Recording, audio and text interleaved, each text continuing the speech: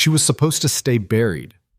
Years of exile, years of silence, years of swallowing the kind of rage that turns a woman's blood into something colder than winter steel. But tonight, Evelina Thorne walked back through the gates of Moonfang Palace, not as a ghost, not as a beggar, as a reckoning wearing silk. And the woman sitting at the king's right hand, laughing with wine-stained lips, has no idea what just stepped through the door. Drop your city in the comments. Stay close. Because what happens next inside these palace walls is going to remind every single one of you why the quietest person in the room is always the most dangerous one. The first snow of the season hit Moonfang City like an apology nobody asked for. It came soft and pale out of a bruised sky, dusting the slate rooftops of the merchant quarters, settling into the grooves of the old stone road that wound uphill toward the palace gates, covering the mud and the horse dung and the dried blood of a kingdom that had been quietly bleeding for years without anyone at the top caring enough to notice. The people below wrapped themselves in whatever wool they had left and told themselves the cold was just weather, told themselves the king was just distracted, told themselves things would settle. People who have been hungry long enough get very good at lying to themselves.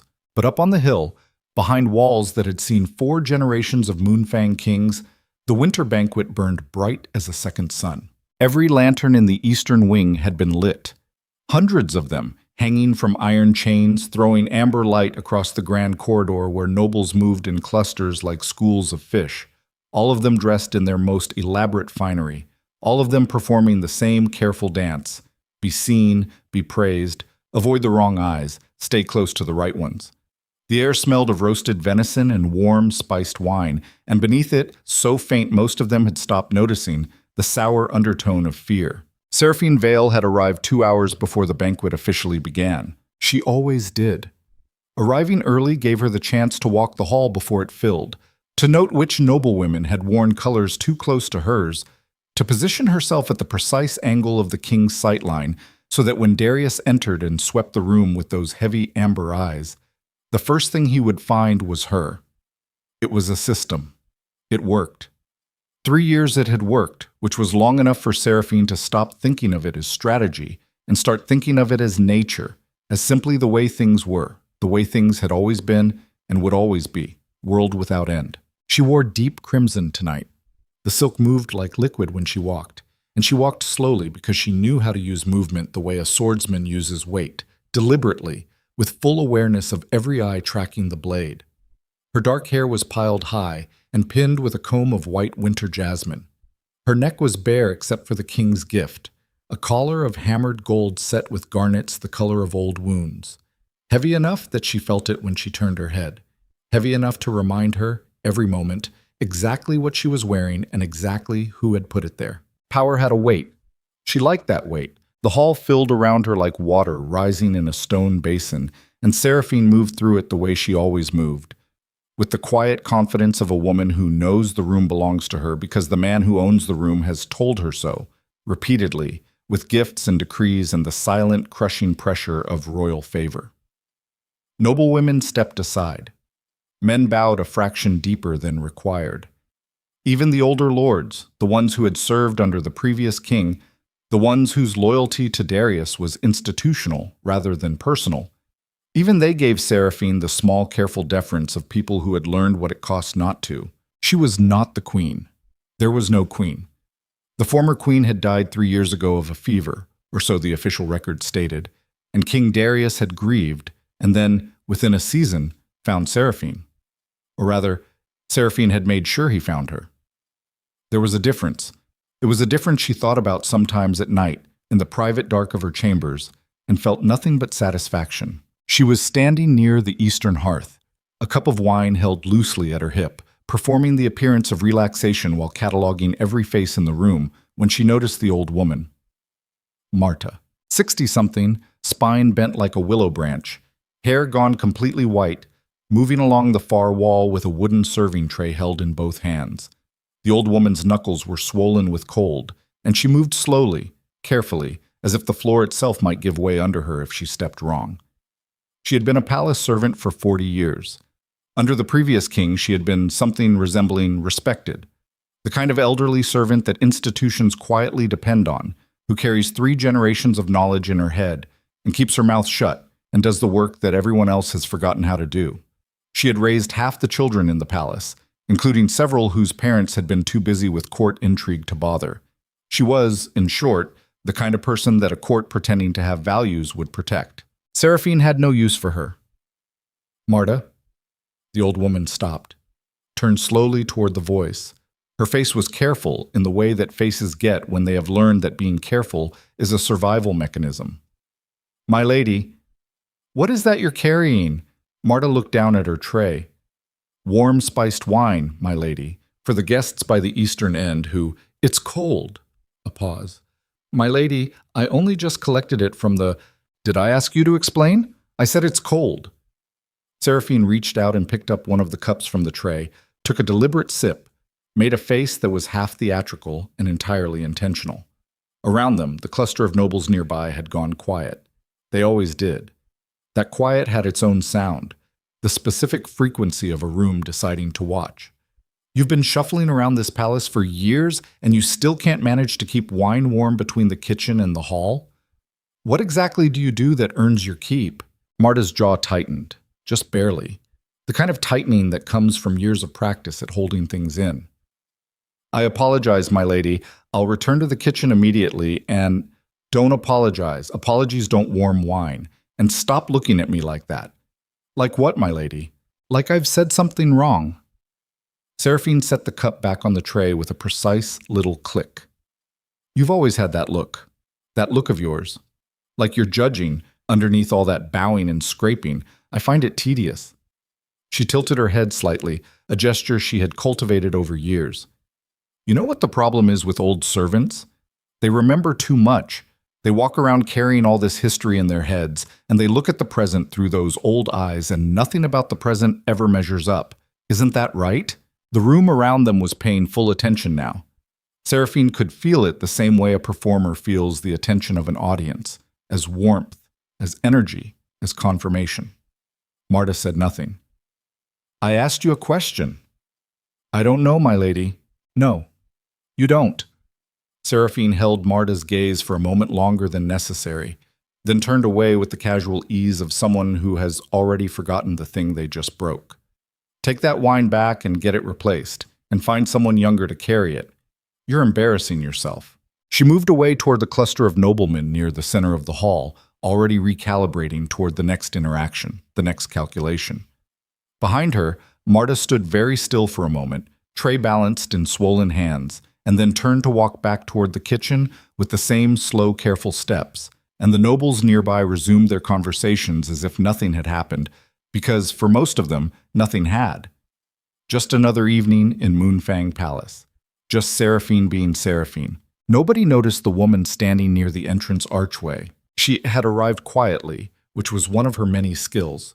No dramatic entrance, no announcement beyond the bare minimum required by protocol. Lady Evelina Thorne returned to court after a period of absence, which was the kind of bloodless official phrasing that palace scribes used when the actual words would be too complicated or too embarrassing for the record. She had stood in the archway for perhaps 4 minutes before anyone registered her presence, and in those 4 minutes she had mapped the room the way a general maps terrain, noting exits, noting clustering patterns, noting which faces carried tension and which carried complacency. She was 31 years old, average height, the kind of face that doesn't announce itself immediately, but earns attention on longer acquaintance. Dark eyes set wide apart, a jaw that people politely described as strong and less politely described as stubborn, a mouth that was more often pressed flat than open. She wore dark blue, which was either a coincidence or a statement depending on how well you knew her, and no jewelry except 2 plain silver cuffs on her wrists, thin as paper. She had the posture of someone who has spent a long time carrying a very heavy thing without showing it. She had watched the entire exchange between Seraphine and Marta from across the room. She had not moved.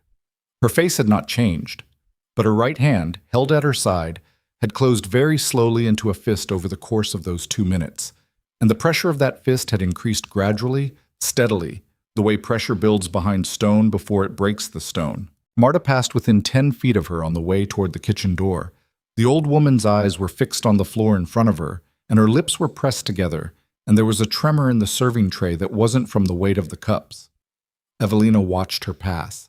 She unclenched her fist. She had come back to this palace for specific reasons. She had calculated the timing, the approach, the degree of exposure she could afford. She had told herself in the weeks before this night that she would be measured, that she would be strategic, that the old Evelina, the one who moved on instinct, on fury, on the hot, bright certainty of someone who has not yet been beaten enough times to know what survival costs, that woman was gone. She had left that woman in exile, somewhere between the third winter of grinding poverty and the realization that rage alone does not pay for bread. She was measured now. She was strategic. She watched the faint tremor in Marta's hands and felt the heat moving up through her chest into her throat. And the measured, strategic woman said quietly to the rest of her, "Not yet." The rest of her said nothing, just watched. The banquet settled into its formal progression. Servants moved in practice patterns through the room. The musicians in the gallery above played something stately and forgettable. And the nobility of Moonfang Kingdom performed the rituals of power that they performed every year. The greetings, the flattery, the careful negotiation of seating arrangements that meant more than most actual political conversations. Evelina moved through it like a shadow in water, staying at the margins, letting people notice her gradually. Several faces she recognized from before. Most of them registered her return with the carefully neutral expression of people who remember exactly why she left and are not sure how to feel about her coming back. Lord Castron, 60 years old, head of the Castron mining family, 3 generations of loyalty to the Moonfang throne. He caught her eye across the room, and the thing that moved through his face was complex and too quick to read entirely. Something that might have been relief and might have been warning. She nodded once. He nodded back. That was enough for now. King Darius entered at the formal hour, announced by 2 horn calls that the entire palace pretended to find stirring despite having heard them hundreds of times. He was 43 years old and built like someone had started with a larger man and sanded him down. Still substantial, still carrying the physical authority of a man who had once led cavalry charges in the northern campaigns, but somehow less than he should have been. Like something behind the eyes had been using up more of him than the campaigns ever had. He wore the ceremonial black and silver of the Moonfang royal line, and he wore it well, and he moved through the room with the ease of a man who has never once had to wonder whether the space he's moving through belonged to him. Seraphine appeared at his side within moments of his entry. Not rushing, she never rushed, but with a precision of movement that anyone paying attention would recognize as choreographed. Her hand on his arm, her smile aimed up at him like a lamp. And Darius looked down at her with an expression that Evelina, watching from across the room, classified immediately and without sentiment. The expression of a man who has outsourced his judgment to someone else and stopped noticing the cost. She had seen that expression before. She had reasons for knowing it well. The formal dinner occupied the first 2 hours. Evelina was seated at a table in the secondary tier, which was both expected given her return status and useful given the angle it provided on the primary table where Darius sat with Seraphine and the inner circle of favored nobles. She ate without tasting what she ate and watched the main table with the patient, unhurried attention of someone who has learned to treat observation as the primary skill. What she saw confirmed what she had already known from other sources. Seraphine's position at that table was not merely social. She sat at the king's right hand in the precise position that had belonged to the queen's senior advisor under the previous king, and she sat there with the ease of someone who considers the position hers by right rather than by gift. When a lord leaned in to speak to Darius, it was common for Seraphine to respond first, or to murmur something in the king's ear that shaped his response. When a decision was announced, however minor, Seraphine's reaction preceded the room's reaction, which meant she already knew. That was the shape of the thing. That was what it looked like from the outside, if you were watching with the right kind of eyes. A hand touched her elbow. Evelina didn't jump because she had stopped jumping at things years ago. Lord Castron settled into the empty seat beside her with the studied casualness of a man who has spent 40 years maneuvering in courts and can make any conversation look accidental. "Lady Thorne," he said quietly, "you look well." "I look like someone who spent 3 years being poor," she said. "I'm told that's different from looking well." The corner of his mouth moved. You haven't changed. I've changed entirely. I'm just not going to pretend otherwise while also pretending to be warm to you, my lord, when we both know that warmth would be dishonest. A pause. He turned his wine cup slowly in his fingers. You were noticed entering. There are people asking. There are always people asking. Seraphine's people specifically. He kept his voice very low. Around them, the noise of the banquet created adequate cover. You should know. She has eyes placed throughout the court, more than the king knows. Anyone who enters this palace without her explicit approval gets noted. I know. Then you know that your presence tonight is calculated, yes. She looked at him calmly. Is there something specific you wanted to tell me, or did you come over here to caution me? Because the caution, with respect, is wasted. Castron studied her for a moment. Something moved in his expression that wasn't quite admiration and wasn't quite fear. It had elements of both. Lady Heron's youngest daughter, you may not have heard. 3 months ago, the girl was found drowned in the eastern fountain. It was ruled an accident. He paused. She had spoken to the king twice in the month prior, spoken to him publicly, at functions. Nothing beyond pleasantries, but she had his attention for those 2 conversations. That was apparently sufficient. Evelina said nothing. The family was told to accept the verdict quietly. They did. He turned his wine cup one more time. I am telling you this not to frighten you, Lady Thorne, but because you should know what kind of patient she is before you decide what kind of physician to be. I already know. She picked up her own cup, took a sip. I knew before I came back. I'm here because of what I know, not despite it. She looked at him. My lord, are you with me or aren't you? Castron held her gaze for a long moment. She could see the calculation moving through him, the weighing of what loyalty would cost versus what continued cowardice was already costing, the specific arithmetic of a man who has been doing the wrong math for too long and knows it. I'm watching, he said finally. For now, I'm watching. That's honest, she nodded. I can work with that. He left as quietly as he'd arrived.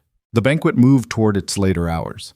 Evelina felt the shape of the evening changing, the way the air in a room changes before a storm, pressure dropping, edge sharpening.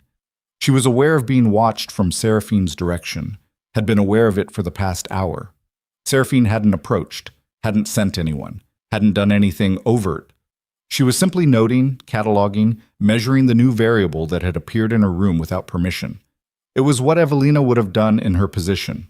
The other thing she was aware of was Marta.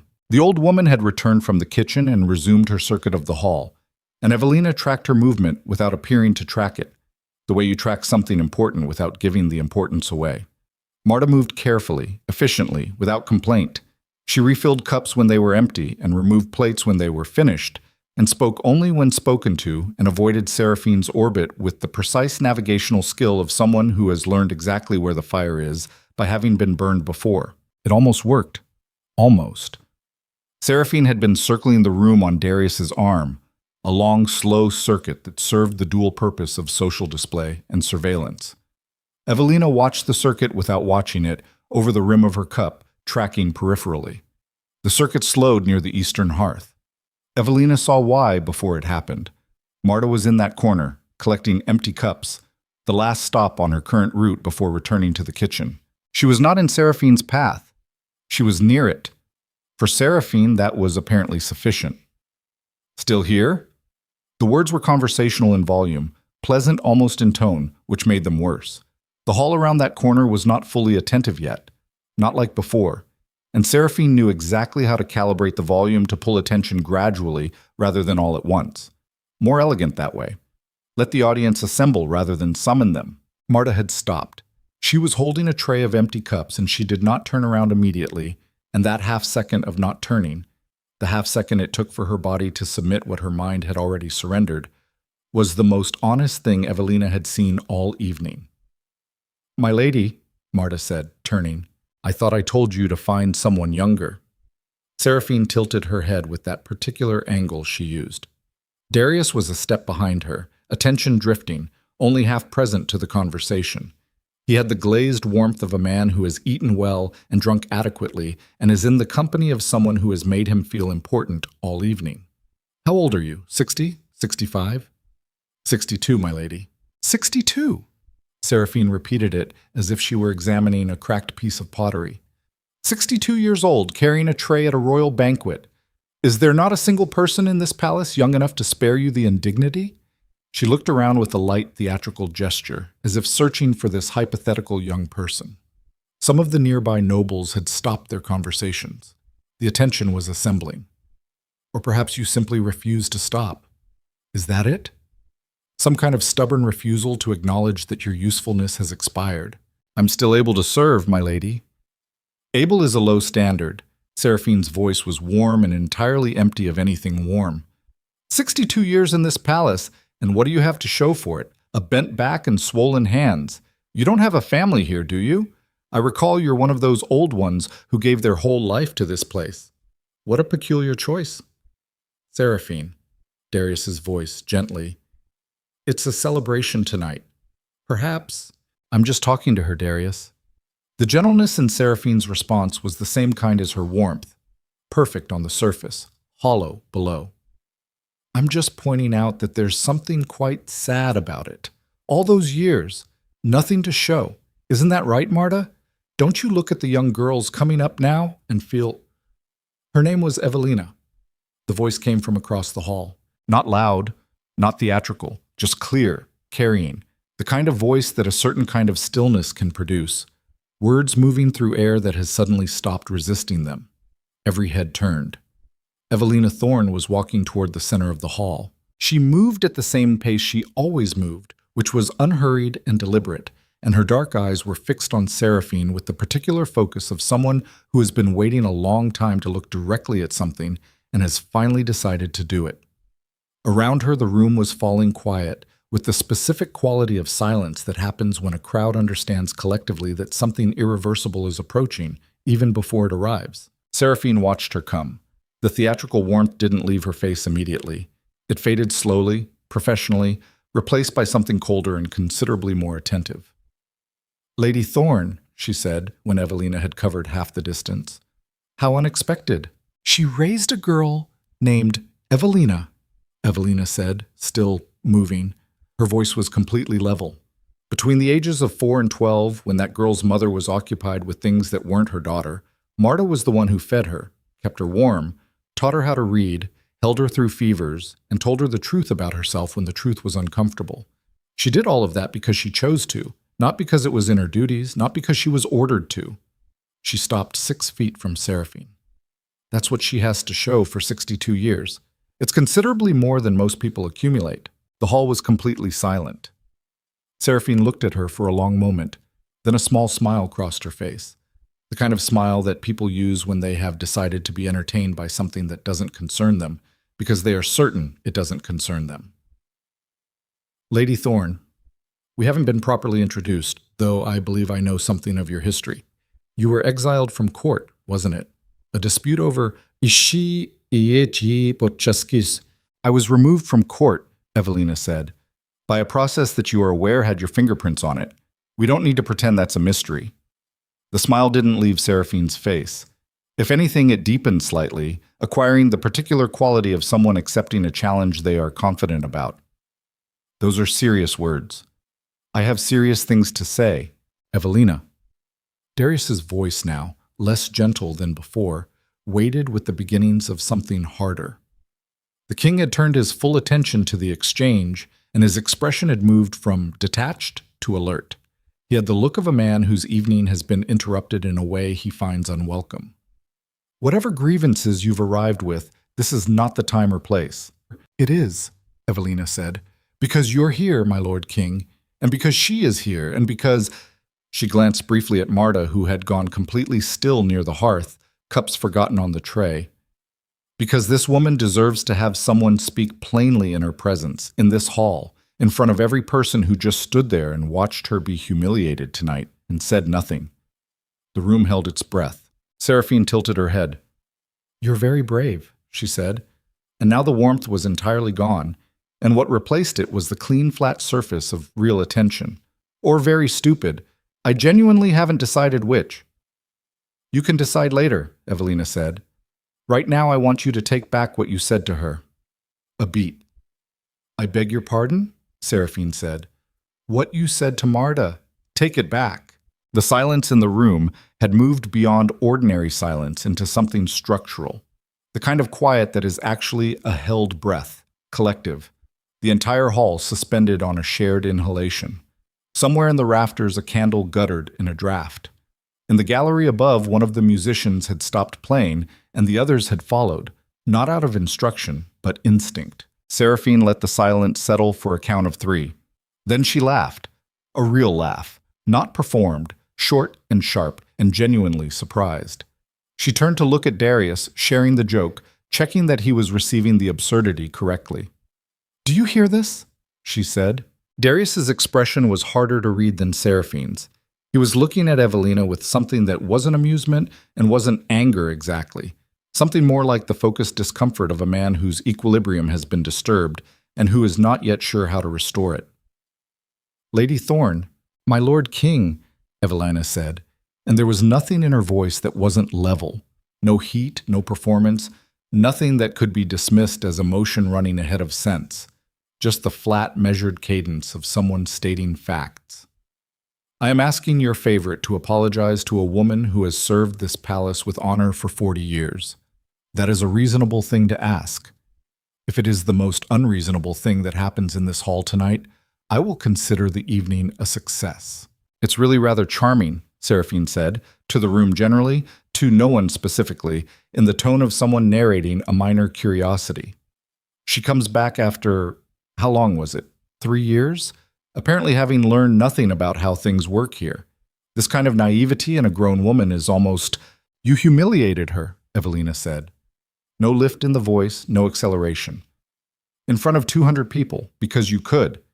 Because she can't stop you, and she knows it, and you know it, and everyone in this room knows it, and nobody says anything because that is what this court has become." A pause. "I'm saying something." Seraphine studied her. The entertainment had left her expression entirely now, and what was underneath it was more honest and considerably more dangerous.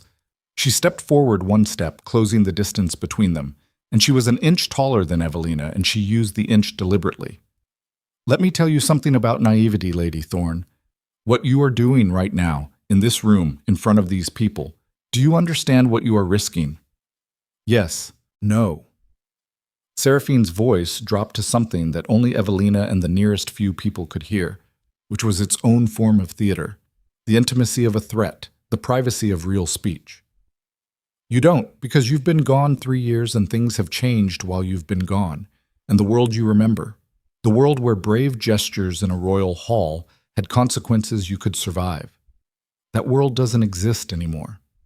So let me be kind to you one time and suggest that you take your concern for elderly servants and your righteous little speech and walk yourself back to wherever you've been keeping yourself and apologize to her." 3 words. Same tone as before, as if the previous 60 seconds hadn't happened. Seraphine stared at her, and then, because she was Seraphine, because she had been the uncontested center of this court for 3 years, because the king stood 12 feet away and the entire hall watched, and the arithmetic of this moment demanded a demonstration. She did the thing that was most natural to her, which was to make an example. "You know," Seraphine said, stepping back to her original position, raising her voice to the full register of the hall again, letting the warmth flow back in, theatrical and total. "There's something almost touching about it. A woman returns from exile, discredited, disgraced, whatever the polite word is, and the first thing she chooses to do is defend an old servant. It really tells you something about the quality of her judgment, doesn't it?" She turned to address the room, a slow half-circle, including the assembled nobles in her commentary. She had a position here, a future here, and she threw it away on— well, I suppose we don't need to revisit the specifics. The point is she chose badly once before, and here she is choosing badly again, in front of all of you. She looked back at Evelina with the specific smile of someone who has just demonstrated something to their satisfaction. "I won't be apologizing," she said, "because there is nothing to apologize for, and because I think you know that, and because this little performance has already lasted considerably longer than it deserves." She turned away, back to Darius, back to the evening, the circuit, the warmth of the lanterns, and the warmth of his arm, and the certainty that this aberration would be managed before morning. She turned away. That was the moment. It happened very fast. Evelina crossed the 6 feet of floor between them in 4 steps, and her right arm came up in a clean, unadorned arc, and the sound of her open palm against Seraphine's cheek filled the hall like a crack of green wood in a fire. Sharp, absolute, the kind of sound that doesn't echo so much as it just sits in the air while everything around it stops. Seraphine's head snapped to the right. The winter jasmine comb shifted in her hair. Wine from the cup in her hand sloshed across her knuckles. 200 people did not breathe. Seraphine stood with her head turned and her free hand lifting slowly toward her cheek, and her body had gone rigid with the specific rigidity of someone experiencing something that their mind has not yet processed, something that has no category yet, something that exists outside the map of possibilities they had been operating on. She turned back to face Evelina. Her cheek was red. Her eyes were black with something that wasn't anger yet, that was still becoming anger, still moving through the white shock of the absolutely unexpected into the red territory of what comes after. Evelina stood exactly where she had been standing, both feet on the floor, her arm at her side. Her face, for the first time all evening, not quite level. Something moving behind the dark eyes. Not triumph, not fear. Something older and harder than either, the thing you feel when a decision you have been carrying for years is finally made and the weight of it suddenly changes character. Not lighter, not heavier, just different. That was for her, Evelina said quietly. Darius moved forward from the edge of the room, and the sound of his movement broke the held breath of 200 people, and the hall erupted. Nobody had expected this night to end like this. Nobody had expected the woman in dark blue, quiet at the margins, to be the one who finally did the thing that 200 people in this room had at some point wished they had the nerve to do. The chaos that broke over the hall had in it the texture of a dam giving way. Not the clean geometric breaking of a planned thing, but the ragged tearing of pressure that has been building longer than anyone fully admitted. Guards were moving. Voices were rising. Seraphine had turned away from Evelina and toward Darius, pressing her face against his chest with the instinct of a woman who knows exactly what shelter looks like and how to get inside it, and the sound she made was not crying yet, but was the material from which crying would be assembled.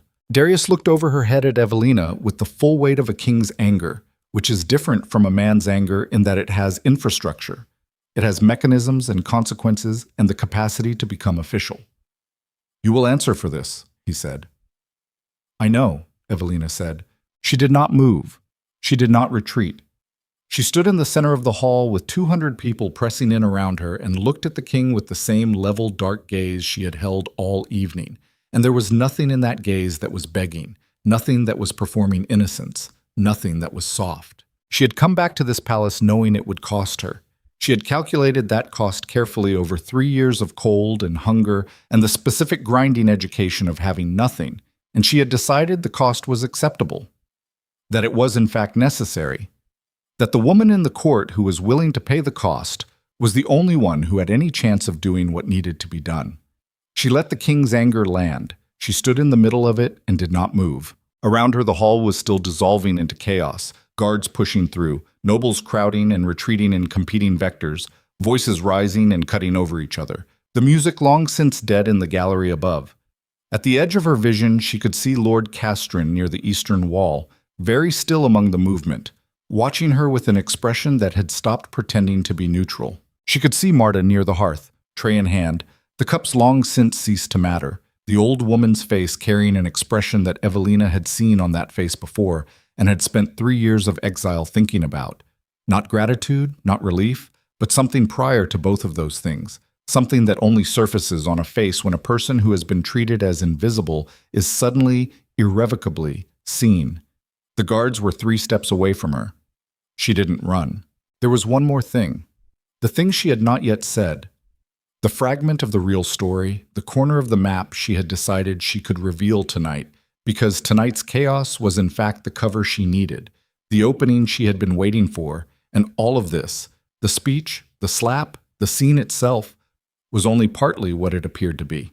"My Lord King," she said, loud enough to carry over the noise, and something in her voice made the nearest section of the hall contract into a different kind of attention. "Before your guards remove me, I want to say one thing. Darius held up a hand. The guard stopped 2 feet from her. Whether it was instinct or training or some residual habit of justice that hadn't yet been fully corroded, he held up his hand and they stopped. The Treasury records, Evelina said, from the 3rd and 4th quarters of the previous year, specifically the allocations recorded for the Northern Widow Funds, the payments issued to the families of soldiers who died in the Castron campaign. She watched Darius's face, and she watched Seraphine's face, which had separated from the king's chest and was now turned toward her with an expression stripped entirely of performance. I would recommend, my Lord King, that you request those records, all of them, not the copies on file in the outer registry. The originals. A pause. There is a significant difference between them. Dead silence. How do you... Seraphine began. I would also recommend, Evelina continued, as the guards took her arms, as the contact came and she let it come, that you speak with the guard captain who was stationed at the East Tower Gate during the winter of your queen's illness. His name is Idran. He was transferred to an outer outpost the following spring. He was transferred, my Lord King, the week after he mentioned to a colleague that he found the timing of the queen's physician visits unusual. She let them start moving her toward the door. She didn't resist. She kept her voice carrying, clear, every word chosen with the precision of 3 years of careful preparation. He has been waiting a long time for someone to ask him what he saw. The hall was motionless. Even the guards moving her had slowed, operating on the body's instinct to listen when the air carries a particular quality of information. Darius had gone completely still. Seraphine's face was, for the first time that Evelina had ever observed it, entirely unguarded, not angry, not performing, blank in the specific way that faces go blank when they are processing information that they cannot yet decide how to manage. The guards pulled Evelina toward the doors. She let them pull her. She was almost at the threshold when she stopped trying to slow them, accepting the movement, letting the evening reach its first conclusion. The last thing she saw before the doors closed around her was the king's face turning slowly toward Seraphine, and the look on it was not yet accusation, not yet anything with a name, but it was the look of a man who has just registered that the ground beneath his feet may not be what he thought it was, and who is beginning, slowly, with the particular dread of someone who does not want to find what is in front of him, to look down. The doors of the grand hall swung shut behind her with a sound like the first word of a sentence that could no longer be taken back. In the corridor outside, 2 guards held her arms, and the cold from the palace stone moved through her silk dress and into her skin. And Evelina Thorne stood very still and breathed and did not think about what happened next, because what happened next had already been arranged, and the only thing she needed to do now was survive the night long enough to see it through. From inside the hall, she could hear voices rising. She could hear Seraphine's voice, specifically, the first time all evening that woman's voice had lost its calibrated warmth, the first time it had risen past its careful register into something raw and high and frightened. Good. The guard on her left said, "Move," and she moved. The corridor stretched ahead of her, long and cold and lit by torches that threw shadows that were longer than the things casting them, and somewhere ahead of her in the labyrinth of this palace was the night she still had to survive. And somewhere behind her in that hall was a king beginning to think a thought he could not unthink. And somewhere in the city below those palace gates, a man named Idran, who had been waiting 3 years for someone to ask him what he saw, was sitting in a tavern near the eastern wall, keeping a letter in his coat pocket that would only be delivered if Evelina Thorne did not collect it herself by midnight. She was going to need to get out of wherever they were taking her. She was going to need to do it before midnight. She walked, and in the grand hall behind the heavy doors, somewhere between the sound of the king's voice asking a question and the sound of Seraphine answering it, the entire geometry of the Moonfang kingdom shifted by 1 degree. Just 1 degree, barely visible, the kind of shift that looks insignificant until you trace it forward and discover that 1 degree over a long enough distance becomes a different world entirely. 1 slap. That was all it had taken to start the thing that could not now be stopped. And what had been sleeping beneath the surface of this palace? All of it. All the rot and the buried testimony, and the names written in ledgers that should not exist, and the silenced witnesses scattered across the kingdom's outer reaches like seeds waiting for the right kind of weather. All of it was beginning in the cold corridor and the silent hall and the torch-lit night of a kingdom that had forgotten what justice felt like. All of it was waking up. The room they put her in was not a cell. That was the first thing Evelina noted, with the specific attention she gave to everything now. The attention that had replaced instinct over 3 years of exile. The constant low-level assessment of a woman who had learned that the difference between a room and a trap was mostly a matter of timing. It was a holding chamber in the palace's east wing, used for guests who had become problems without quite becoming criminals. Stone walls, one window too narrow to fit through, a wooden chair, a lamp on a bracket that someone had bothered to light. The guards who brought her here had been correct but not rough, which was its own information. Darius had not yet decided what she was.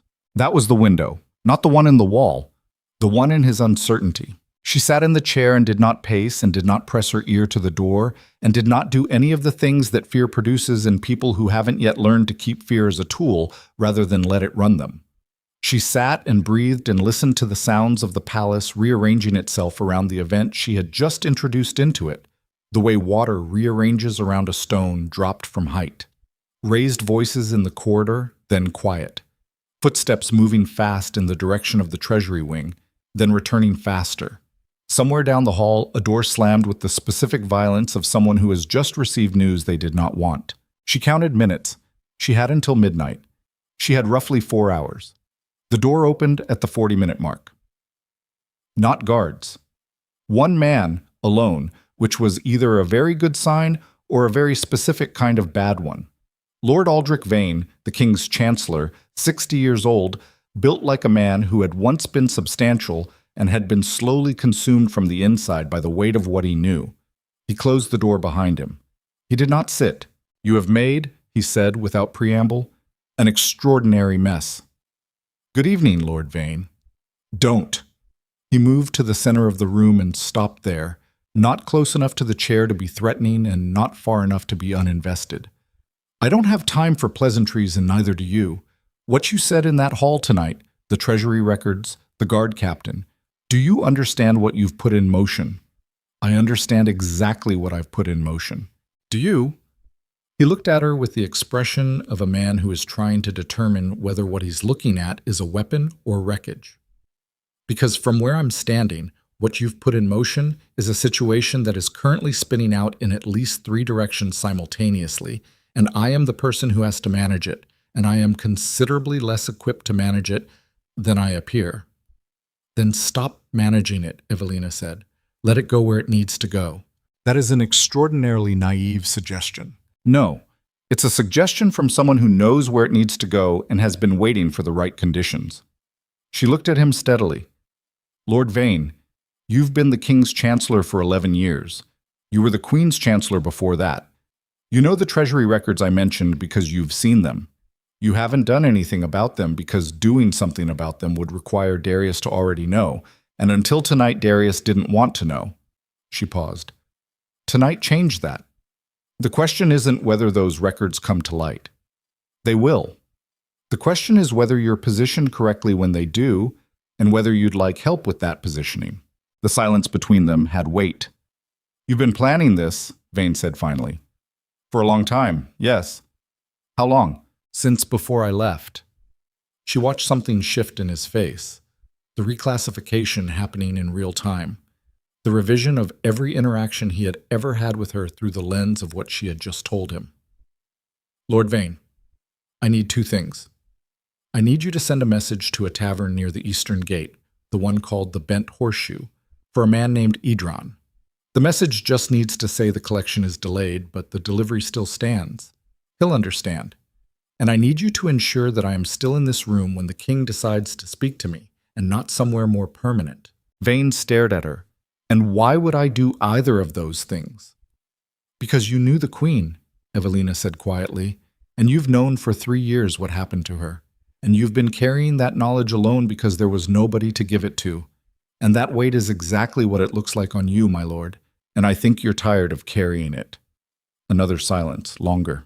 Vane's face did something complicated and private. He looked away from her, toward the narrow window, toward whatever was outside it. That wasn't this room and wasn't this conversation. His jaw worked once. Then he looked back. "The message to Edron," he said. "I'll send it." A pause. "I make no other commitments tonight." That's enough for tonight." He left without another word. The door closed. The lamp flickered. Evelina leaned back in the chair and let herself have 30 seconds of simply existing, which was all the recovery time she had allocated for the next several hours. 30 seconds to notice that her right hand had a slight tremor that hadn't been there before she'd struck Seraphine. Not remorse, nothing that clean, just the body's honest account of adrenaline burning through the system and leaving its residue. 30 seconds to notice that the tight control she'd been maintaining all evening had cost her more than she'd budgeted. 30 seconds to sit with the fact that 3 years of planning had just made its first real contact with reality, and reality was already different from the plan in ways she couldn't fully calculate yet. 30 seconds. Then she put it away and got back to work. The next visitor came 90 minutes later. The lamp had burned lower by then, and the corridor outside had gone quiet with the specific quality of late-night quiet. The palace's elaborate social machinery winding down into its nighttime configuration of guards and locked doors, and the particular loneliness of a large building after everyone performing in it has gone to bed. The door opened without a knock. Seraphine walked in alone. No guards, no attendant. She had changed out of the crimson silk into something dark and relatively plain, which was such an aberration from her normal presentation that it registered as information before Evelina had consciously processed it. Her hair was down. The winter jasmine comb was gone. The left side of her face, where Evelina had struck her, still showed faint color in the lamplight, and she held herself with the precise, careful posture of someone managing pain they refused to display. She closed the door behind her, turned the interior lock. "You should not have been able to get to this room," Evelina said. "I go where I want in this palace," Seraphine said. Her voice was different than it had been in the hall. The performance was gone entirely.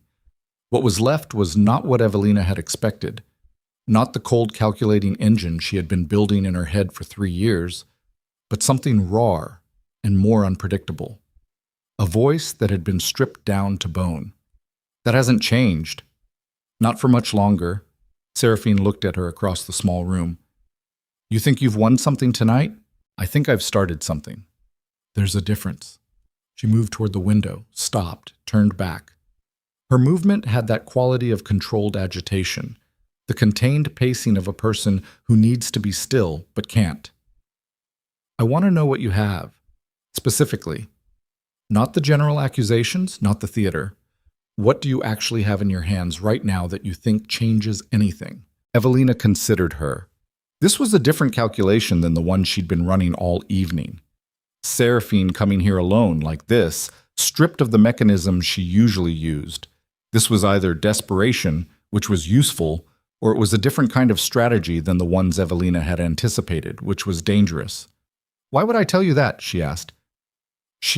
Because if what you have is substantial, we might be able to reach an arrangement that's better for both of us than the alternative. The alternative being? You don't survive the week. No warmth in it, no performance.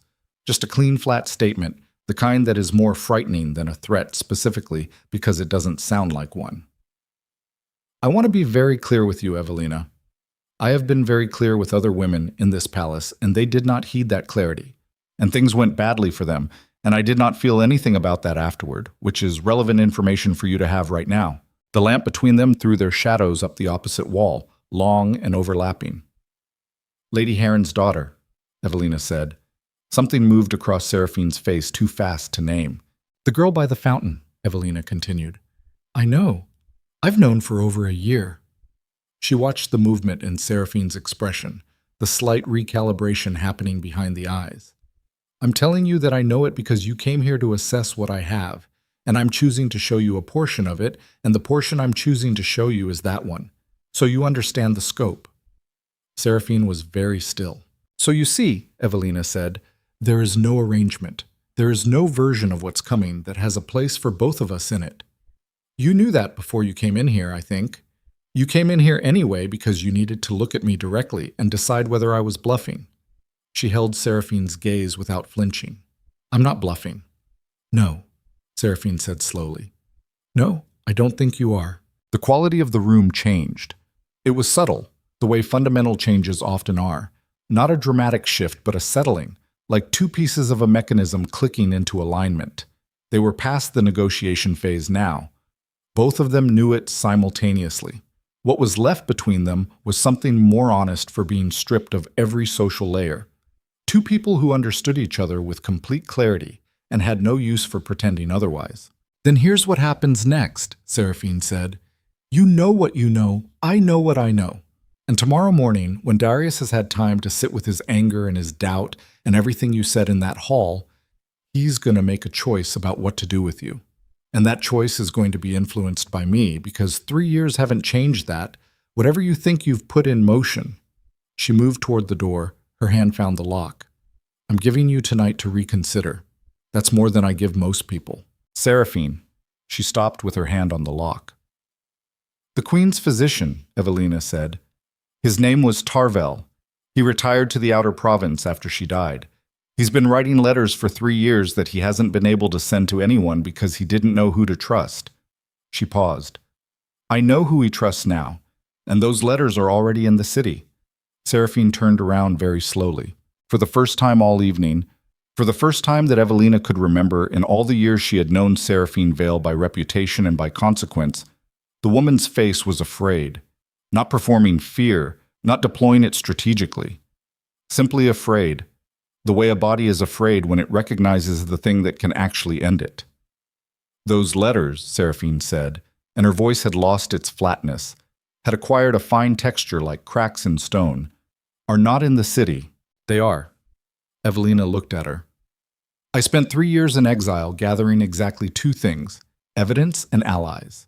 I gathered them the slow way, the way that sticks, not the fast way that falls apart when someone applies pressure.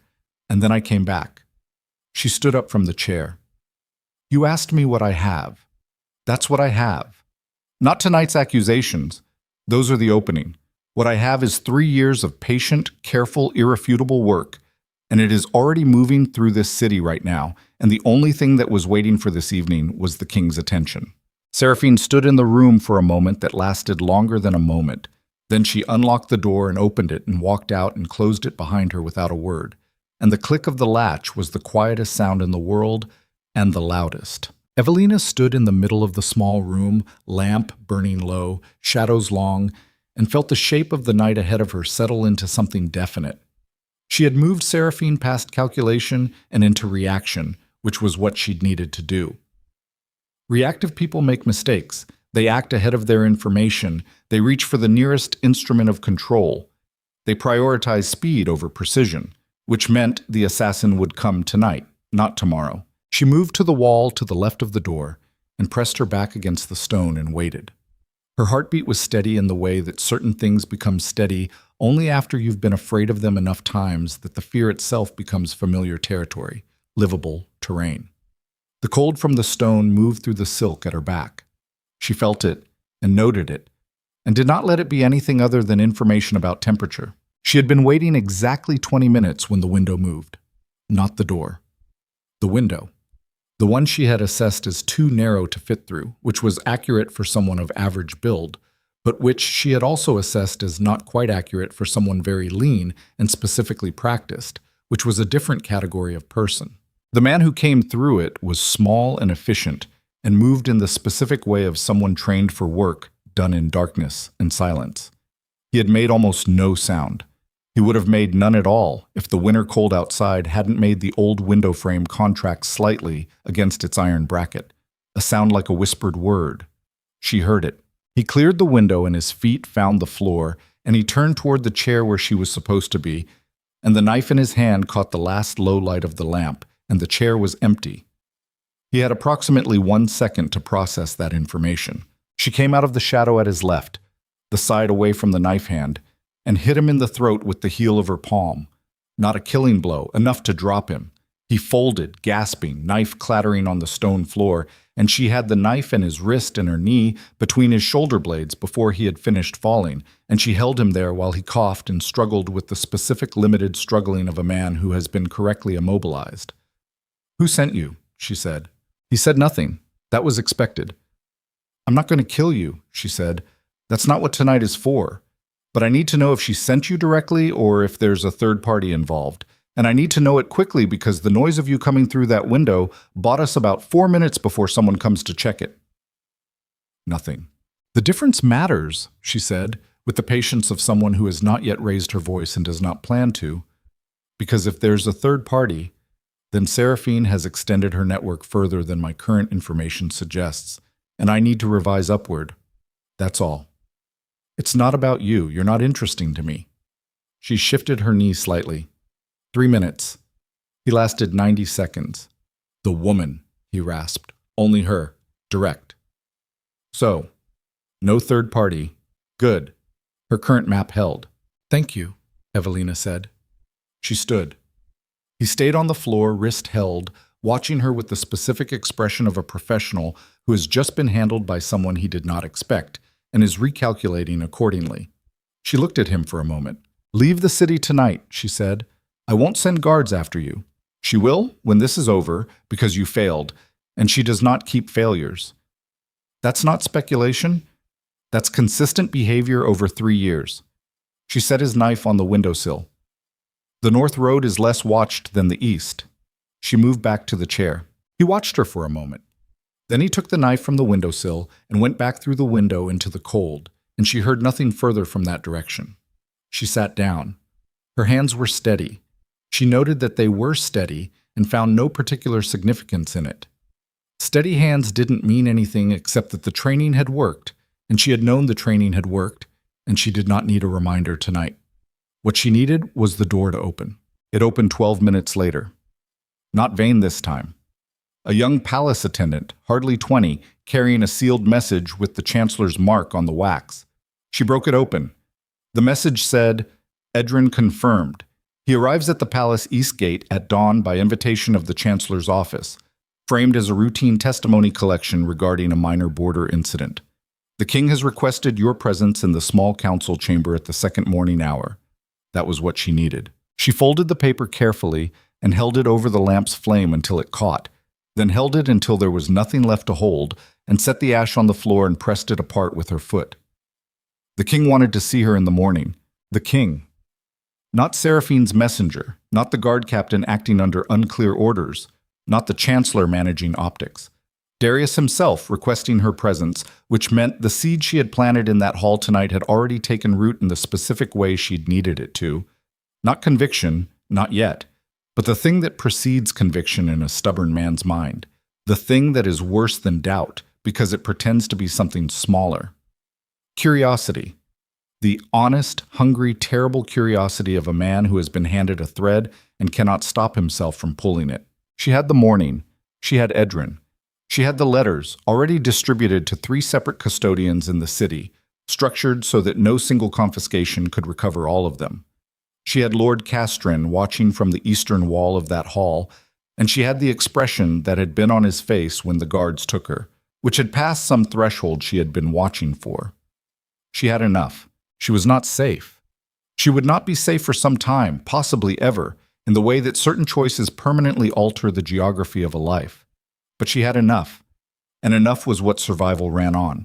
Outside the narrow window, the city below the palace wall was dark and cold, and the first snow of winter was still falling, patient and indifferent, covering over everything equally. The rooftops and the road, and the old stone wall and the dried blood in the gutters. And somewhere in that city, a man named Edrin was awake in a tavern near the eastern gate, holding letters that had been waiting 3 years to be read by the right eyes. And tomorrow, those eyes would open. The lamp went out on its own sometime after that, leaving the room in the particular darkness that comes just before dawn, that specific shade of black that is actually the earliest version of gray. And in that darkness, Evelina Thorne sat in a wooden chair in a room that was not a cell and would not become one, and breathed and waited and thought about the king's face in the moment before the doors of the grand hall had closed between them. Not anger, not yet certainty. The beginning of understanding. She could work with that. She could work with that in the small council chamber in the morning, with Edrin on his way through the east gate and the letters already dispersed through the city and 3 years of carefully laid groundwork vibrating under the palace like a fault line waiting for the pressure that would finally make the ground move. She could walk into that chamber with no weapon and no attendant and no official standing whatsoever, a woman who had struck the king's favorite in front of the entire court and spent the night in a holding room. And she could sit across a table from the most powerful man in the Moonfang kingdom and tell him the truth, Not all of it, the right amount of it. The amount that would make him need to hear the rest. She had 3 years of knowing exactly how much truth a man in denial could absorb before he slammed shut, and she had calibrated every piece of what was coming accordingly. And the moment in that hall, the slap, the accusations, the careful fragments she had allowed to surface, all of it was calibrated for this morning's conversation and not the other way around. The gray at the window deepened by degrees. Evelina did not sleep. She did not need to yet. Sleep was for after the council chamber, after Adran, after the next 12 hours that would determine whether the fault line she had spent 3 years carving under this palace would produce the collapse she needed or whether it would simply produce her own. She heard the distant sound of the palace's first bells, the ones that marked the hour before dawn, and she straightened in the chair and smoothed the dark blue silk that had been through a long night and showed it, and she touched the 2 silver cuffs on her wrists with brief attention. Not sentimentality, just confirmation that they were still there, that the small flat seam sewn into the inner face of the left one was still intact, that the folded paper inside it with names and dates and a specific account in a specific hand had not been found during the night. It was still there. She folded her hands in her lap and listened to the palace waking up around her, and she thought about the morning, and about Seraphine in her chambers somewhere above, deciding whether to run or to double down, and about Darius staring at a ceiling somewhere in the east wing, deciding whether to be the king he had been for 3 years or the king he had been before that. And in that last dark moment before the gray became actual light, she allowed herself one thing she did not usually allow, a single clear image of the former queen, whom she had known well and for a long time, who had been kind in the specific way that people with real power are sometimes kind, which is to say, genuinely and without performance, who had died in a room in this palace surrounded by physicians and attendants and had been afraid and had known what was happening and had not been able to stop it. One moment, she allowed herself that. Then the bells rang the hour, and the gray became light, and the door at the end of the corridor opened, and she heard footsteps coming toward her, and Evelina Thorne pressed her hands flat on her thighs and raised her eyes to the door and breathed in once, long and deliberate, all the way down. The footsteps stopped outside. A knock. Official, measured. Not vain, not Seraphine. Someone new, someone she hadn't yet placed in the night's architecture. Lady Thorne, a guard's voice. Formal. The king will see you now. She stood. She had been waiting for those words for 3 years, and now that they had arrived, they were just words, just sound, and the only thing that mattered about them was what came after. She moved to the door, and when it opened, she stepped through it into the corridor, into the pale early light coming through the high palace windows, into the next part of what she had set in motion. 2 guards flanked her. She walked between them at her own pace. Ahead of her at the corridor's far end, barely visible in the angled morning light, a figure stood waiting outside the entrance to the small council chamber. Not a guard, not the chancellor. Seraphine. Standing at the entrance to the king's council chamber at the second morning hour, which meant she had been there first, which meant the night had made her choices for her, and she had chosen to be inside the room rather than outside it. Her face in the morning light was stripped and still. The fear Evelina had seen last night was gone, replaced by something harder and more dangerous. The specific expression of a person who has concluded that they have nothing left to lose. People with nothing left to lose were unpredictable in ways that calculated people were not. Evelina kept walking. The distance between them closed to 30 feet, then 20, then 10, and the guards flanking Evelina had noticed the figure ahead and slowed marginally with the institutional caution of men caught between 2 authorities they aren't sure how to rank, and the morning light filled the corridor and the palace held its breath again, the way it had the night before. And the door to the small council chamber opened from the inside, and the king's voice came through it, heavy and undecorated, the voice of a man who had not slept. Both of you, in here, now. This was it. This was the room where everything that had been buried either came up into the light or got pressed down so hard it never surfaced again. This was the conversation that 3 years had been built toward, and Seraphine was already inside it, and Darius's voice had in it the specific texture of a man who has been sitting with something terrible all night and has decided that whatever it costs him to look at it directly is less than what it costs him to look away. And as Evelina stepped forward and the door swung wide, and the morning came in through the council chamber's tall windows, and the king sat at the head of a long table with eyes that had crossed some threshold in the night and would not be crossing back. She heard it from somewhere in the corridor behind her, a sound that didn't fit the morning's architecture, the soft, rapid footfall of someone moving with purpose in a direction that was not toward this room, and the faint metallic whisper that she had learned in exile to identify by sound alone. A blade leaving a sheath. She was through the door in the next breath, already moving, already calculating the angle, already knowing, because she had always known, because some part of 3 years of preparation had been building exactly for this moment of extremity, that the point of no return was not behind her in the room she'd just stepped through, but directly in front of her, in this chamber, in the next 30 seconds. And whatever came through that door behind her was arriving precisely because what was in this room was finally, irreversibly, too dangerous to let proceed. The king looked up. Seraphine's eyes found hers across the table, and the door slammed shut behind Evelina Thorne with a sound like a world closing. The blade sound had come from behind her, and the door was now closed, and there was no going back through it, so Evelina did the only thing available. She moved forward into the room and let her eyes do the work her feet couldn't do yet, sweeping the chamber in the 2 seconds she had before the king registered that she had entered with something other than composure on her face. The small council chamber was long and cold in the morning way of stone rooms that have not yet been warmed by occupation. A single table, 8 chairs, 3 windows facing east, throwing pale winter light across the floor in rectangular strips. Darius at the head, Seraphine standing to his left, not seated, which was its own information. Standing meant she had not yet been invited to sit, which meant whatever conversation had happened in this room before Evelina entered had not gone the way Seraphine wanted.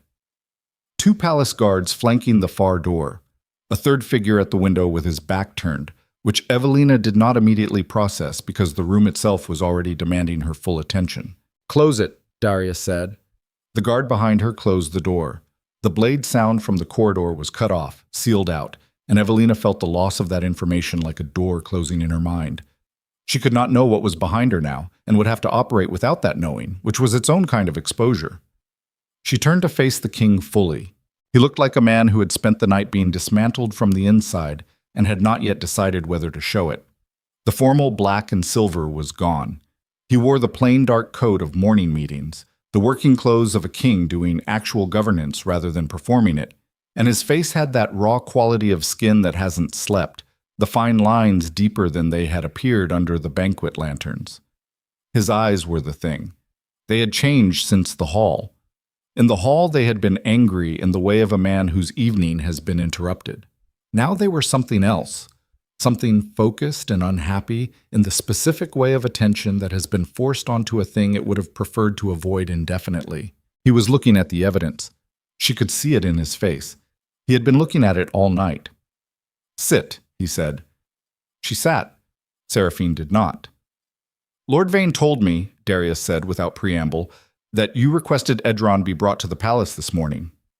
"Yes." "Vane also told me that he sent that message." His jaw tightened fractionally. "On his own authority, without my instruction." "He acted correctly," Evelina said. "I'll determine what was correct." The edge in his voice was not raised voice anger. It was worse than that. The compressed fury of a man who is trying to stay in control of a conversation that is already out of his control and knows it. He set both hands flat on the table. "You're going to tell me everything, not the curated version from the hall last night. Everything." Seraphine's voice came from the left before Evelina could answer. This is exactly what she wants. Flat, stripped, the voice from the holding chamber with the performance still absent and the cold underneath fully visible. "Darius, she's built a narrative. She's been building it for 3 years. Everything she's about to tell you has been constructed specifically to—" "Seraphine." Darius's voice hit a register that silenced the room without raising. He did not look at her. He kept his eyes on Evelina. "Sit down or leave. Those are the 2 options available to you right now." A pause. The quality of that pause was something Evelina noted without looking at Seraphine directly. The sound of a position being reassessed at speed, the silence of a person recalculating what their options actually are when the person they have built their position around is no longer orienting toward them. Seraphine sat. Darius looked at Evelina. Talk. So she talked. Not everything. She had never intended everything. Not yet. Not without Edron in the room to provide the testimony that would anchor the more serious claims. But she talked about the Treasury records with the specificity of someone who has read them multiple times and memorized the numbers. The Northern Widow Fund allocations, as officially recorded, versus the actual disbursements confirmed by the fund administrators in the outer provinces. The gap between them measured in gold that would have fed 300 families through winter. She talked about the pattern of elimination, not with dramatic accusation, but with the flat documentary weight of dates and names and circumstances. The women who had received the king's attention and the specific misfortunes that had followed, the transferred guards and the retired physicians, and the witnesses who had been scattered to the outer regions like seeds planted in soil too poor to grow. She talked for 11 minutes without interruption. The room's quality changed around her words, the way the air in a room changes when someone opens a window in winter. The warmth of the maintained fiction dissipating, something colder and more honest rushing in to replace it. Darius listened with the stillness of a man who has stopped being willing to not listen. Seraphine sat with her hands in her lap and her face arranged into something that was almost composure, and missed it by the specific margin of a person who is working too hard to maintain it. When Evelina stopped, the silence lasted long enough to have weight. "The physician's letters," Darius said finally. "You said they were in the city." "They are. 3 custodians, separate locations. They will be delivered to the Chancellor's office by the second afternoon hour unless I send word to hold them." "Unless you send word?" He looked at her. "You've built a release mechanism into this." "Yes. So if something happens to you before that hour, the letters are delivered regardless." She met his gaze. "I'm not asking you to trust me, my Lord King. I'm providing you with a structure that doesn't require trust. The information comes to you whether I'm here to give it or not. That's why I'm still alive this morning." Darius leaned back. The lines in his face did something that was not quite any single emotion. He looked older than he had looked at the banquet. He looked, Evelina thought, like a man who is in the process of understanding something that will not allow him to be the person he was before he understood it, and who is experiencing the specific pain of that transition in real time. "The Queen," he said. The room went absolutely still. "Tell me about the Queen." Seraphine stood up. The movement was controlled, but the speed of it was not. It had the involuntary quality of a body reacting before the mind has authorized the reaction. "Darius, I said sit down. What she is about to tell you is a fabrication. The physician was unstable. Everyone who knew him knew it. His own colleagues questioned his, 'How do you know what she's about to tell me?' Darius said, 'if it's a fabrication.' The silence after that was different from all the previous silences. It had a shape. It was the shape of a mistake, the specific, irreversible shape of a sentence spoken 1 second too fast, a defense mounted against an accusation that had not yet been made. The particular outline of a person who knows exactly what the evidence contains because they were there when the evidence was created. Seraphine saw it the moment it landed. Evelina watched it register on her face, the realization arriving the way certain realizations do, not gradually but all at once, the understanding that she had just handed over something that could not be taken back. Darius was looking at Seraphine now. He had been looking at Evelina for the past 11 minutes. Now he turned those changed eyes on the woman standing at his left, the woman who had spent 3 years at his right hand, and the look on his face was not yet accusation. It was something prior to that. The look of a man who has just heard a sound in his house at night and has not yet gone to find its source, but has accepted that he must go. "Sit down, Seraphine," he said quietly. She sat. Evelina told him about the Queen. She kept it clean. No embellishment, no rhetorical architecture, nothing designed to make it more than it was, because what it was already more than enough. The physician Tarville's account, summarized from the letters she had read. The unusual frequency and timing of certain administered treatments in the week before the Queen's condition accelerated. The compounds involved, cross-referenced against what Evelina had confirmed through other sources. The guard Adron's account of the specific evening, the visitor to the physician's chamber, the conversation Adron had overheard through a door that had been pushed not quite fully closed, the name that visitor had given in a whisper that a posted guard's ears had nonetheless received. When she said the name, Darius closed his eyes. He kept them closed for a long time, long enough that the morning light shifted incrementally across the floor, long enough that the fire in the chamber's east hearth settled and popped once in the silence. Evelina did not look at Seraphine. She kept her attention on Darius because Darius was the variable that mattered, and because she had learned in 3 years that the moment a powerful person processes a revelation is the most fragile and most important moment available to anyone who needs that person to act. When he opened his eyes, they were different again, past the something she had identified before, past the territory of a man deciding whether to look. He had looked. He was past it now, into the country on the other side, which was harder and colder and did not have a name she knew. "Guards," he said. The 2 men at the far door moved. What happened next did not happen the way Evelina had planned. She had planned for the guards to move toward Seraphine. She had built the entire preceding 11 minutes toward that specific motion. The king, the evidence, the guards, the arrest. 3 years of groundwork toward this one sequential moment. Every piece was in place. Idrin was at the east gate. The letters were distributed. The witnesses were ready. The architecture was complete. The guards moved toward Evelina. She did not understand it for the first 2 seconds. Those 2 seconds were the most disorienting of her recent memory. The gap between the expected and the actual, the specific vertigo of a plan making contact with a reality that is not the reality it was built for. She had the physical experience of that disorientation as something almost like cold water, a shock that traveled through her before her mind caught up. Then she caught up. She looked at Darius. His face had not changed. He was looking at her with those new eyes, the post-revelation eyes. And there was in them not the anger she had expected toward Seraphine, but something that was directed inward as much as outward, something that was its own kind of wound, a man who has understood not just what was done to him, but what he allowed, what he chose not to see, what his own failures of attention and judgment made possible. "My Lord King, you came back to this court," Darius said, "with 3 years of evidence. You built a release mechanism, distributed letters, positioned witnesses."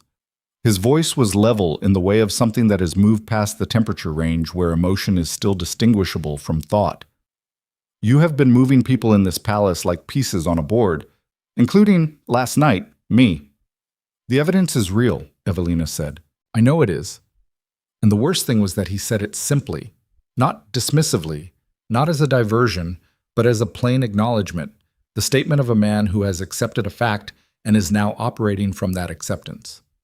Vane confirmed enough of it 2 hours ago to make denial impossible. Edran is at the east gate. The physician's letters will arrive this afternoon. He paused. "And you will be held in the east tower until I have had time to determine the full scope of what has been done in this palace, including the scope of your involvement in its current crisis." "My involvement," Evelina repeated. "You struck the king's favored guest in a public hall," Darius said. "You made accusations before 200 witnesses that have now reached the city streets, including accusations about the former queen's death, which means by this afternoon this palace will be facing questions from every noble house in the kingdom simultaneously. You have created a situation that will require months of careful management to stabilize, and you have done it deliberately, and whatever your justifications are, the destabilization of this kingdom is not something I am prepared to excuse because the cause was righteous." He stood. "Take her to the East Tower. She is not to be harmed. She is to have full access to food, water, and her personal effects. She is a witness, not a prisoner." "There is a difference," Evelina said. "In my kingdom, there is." The guards reached her. She did not fight it. There was no architecture available for fighting it.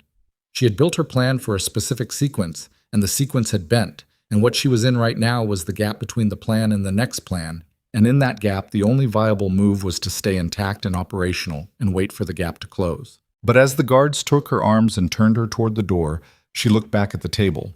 At Seraphine, still seated, hands in her lap, face doing that thing it had done in the holding chamber. The recalibration, the rapid restructuring of available options in a situation that had shifted.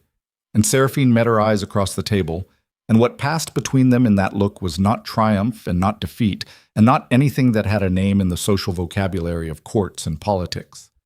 It was something rawer than that.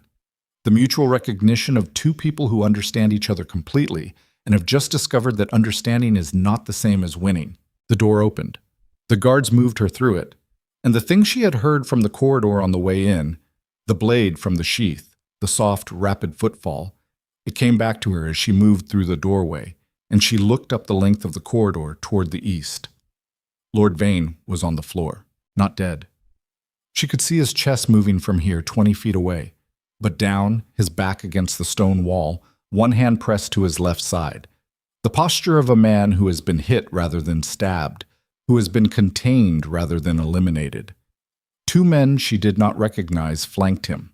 Not palace guards, their uniforms were wrong. The cut of the cloth was different. The insignia on their chests was not Moonfang livery. Vane looked up at her from the floor, and his face was the face of a man who has just understood he made a serious miscalculation. And the message in his expression was not apology so much as warning.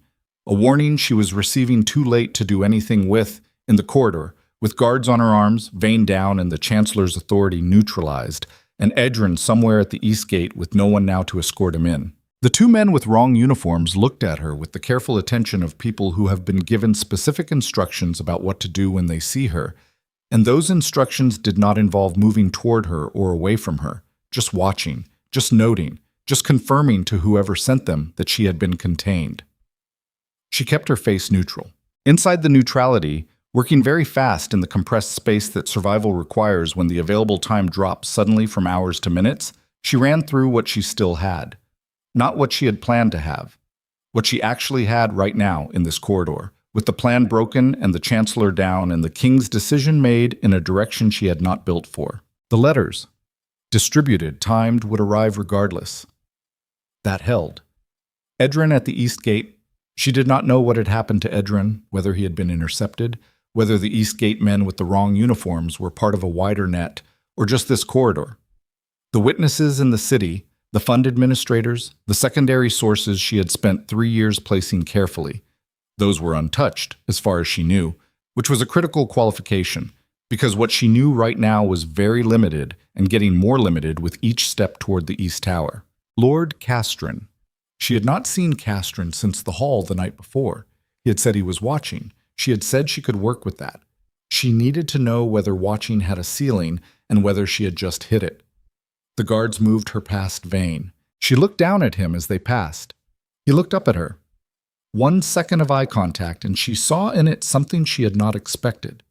Not defeat, but the expression of a man who has just made a very quick decision about which way to fall. His hand, still pressed to his left side, shifted slightly. Not from pain, with intention. 2 fingers extended in a small, deliberate gesture against the stone floor, pointing east. Not the East Tower. East Gate. Edrin was still coming.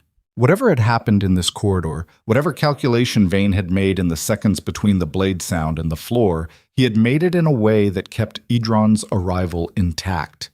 The men with the wrong uniforms had taken the Chancellor down, and in doing so had revealed themselves, had spent their one move, and were now standing in a corridor with a Chancellor who was very much alive and very much aware of who they were. Evelina looked away from Vane before the guards noticed she was looking. East Tower.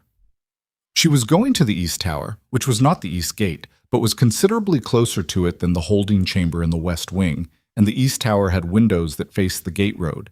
And it had...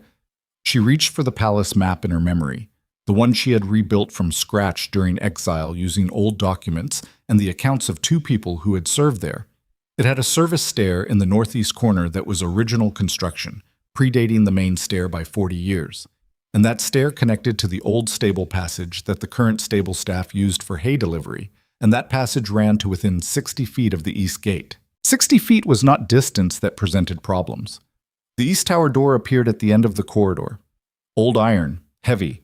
A guard posted outside it already, which meant someone had anticipated this destination before the king made the decision, which meant the decision in the council chamber had been made before she entered it, which meant the council chamber had not been a hearing at all but a staging room, and the staging had been Seraphine's. That was the real shape of the morning. Seraphine, stripped and frightened in the holding chamber the night before, had gone back to her rooms and made a decision about which way to fall. And the way she had chosen was forward, not retreat, not arrangement, but a controlled offensive that used Darius's own fairness against him, that anticipated his need to appear just and measured even in crisis. and that had built a pocket for Evelina to fall into that looked like protective custody and functioned like a cage. Seraphine had outmaneuvered her. On no sleep, in 4 hours, backed against a wall with everything Evelina had built pointing at her like a blade, she had outmaneuvered her. Evelina walked through the east tower door and heard it close behind her and stood in the tower's lower room with the guards outside, and the service stair 15 feet to her northeast, and the morning light coming through the east-facing windows, and the sound of the gate road below carrying the distant, specific noise of a man on horseback arriving at pace. Idran. He was here. He had made it. The east gate was close enough that she could hear the gate exchange beginning, the guard's challenge, the answering voice, the particular rhythm of an authorized arrival being processed. Vane's message had held. Whatever had happened in the corridor, the authorization had gone through before the men with wrong uniforms had reached him, and Edrin was here, and the letters would arrive this afternoon, and none of that was inside Seraphine's cage. The cage was Evelina. Just Evelina, in this tower, separated from every piece of evidence and every witness and every 3 years of work at the precise moment when proximity to those things would mean everything. She had 60 feet between her and the gate road. She had a service stair. She had guards outside the tower door. She had, in the left cuff on her wrist, a folded paper with names and dates that was the single piece of evidence she had kept physically on her person, not because it was the most important piece, but because it named Seraphine's network, specifically, the people operating inside the palace on her instruction, the names that would let Darius understand that what he was managing was not a single rogue actor, but a structure that had replaced portions of his own administration, and was still functioning, right now, this morning, in the corridor outside this tower. That paper had to reach Darius before the afternoon. Before the letters arrived, and the testimony of an outer gate guard and a retired physician became the framework of the king's understanding. Because if those things arrived without the network names, Darius would see a crime and try to contain it, and a contained crime in a court with an intact network was not a resolved crime. It was a paused one. She needed to get out of this tower, not to run. Running was the option of someone with no other architecture available, and she was not there yet, though she was closer to there than she had ever been in 3 years of planning. She needed to get to Edran, who was at the gate right now, who knew his testimony but did not yet know the shape of the morning, who needed to understand that his arrival inside the palace had to be managed differently than she had briefed him, and who was... She knew this because she knew Idran from a single meeting and from 3 years of his letters. A man who had been waiting a long time to tell the truth and was fully capable of walking into the wrong room and telling it to the wrong person if nobody stopped him first. She looked at the service stair, at the tower door, at the windows with their east-facing light. The woman Evelina had been when she left this palace 3 years ago would have moved on instinct, sharp and fast and committed to forward momentum, all heat and no calculation, the kind of person who strikes a blow and deals with the consequence later. That woman had been effective in certain narrow circumstances and catastrophically vulnerable in others. And what exile had taught her, in the specific curriculum of poverty and cold and the long education of having nothing to use but her own mind, was that instinct without architecture was just speed in an unverified direction. But architecture without instinct was a plan that couldn't survive contact with the real. And the real was right now telling her that the next move would not be clean and would not be planned and would require the thing she had been trying to leave behind. The Evelina who moved before the plan caught up, who trusted the body's knowledge over the mind's caution, who had learned in the only school that actually teaches anything that sometimes the only structure available is the one you build while falling. She had 60 feet. She had a stair. She had the guards outside a door they believed she could not get through.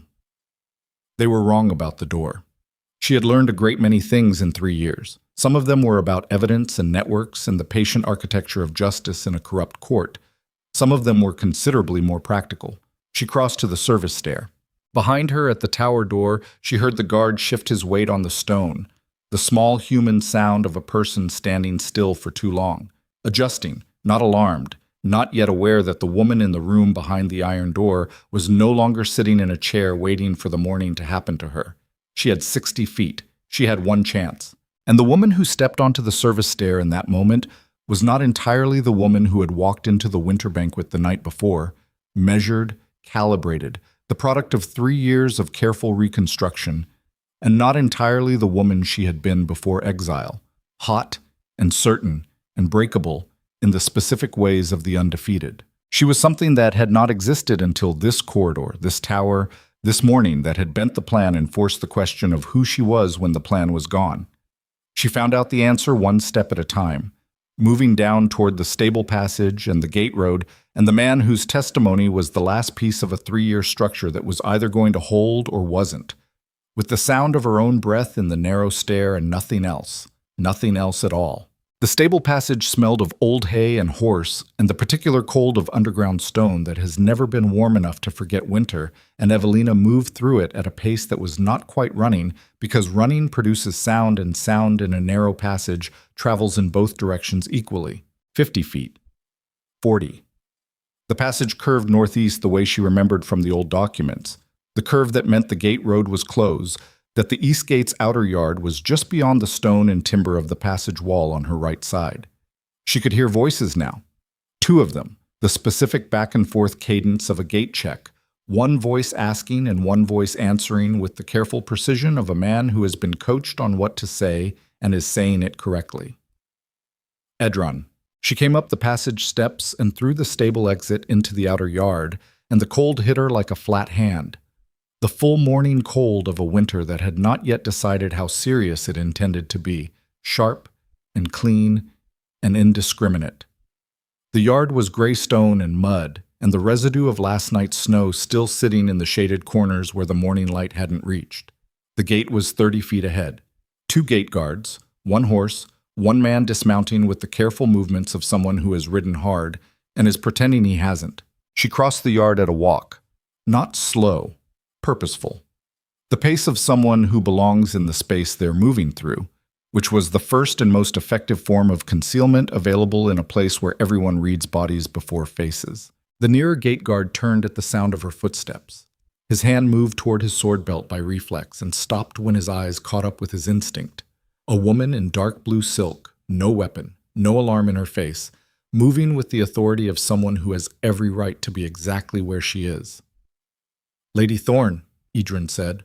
He was 60 years old and built like someone who had spent his life standing at posts in cold corridors, lean, weathered, the face of a man who has observed a great many things and kept most of them locked inside a jaw that had learned very early the difference between speaking and surviving.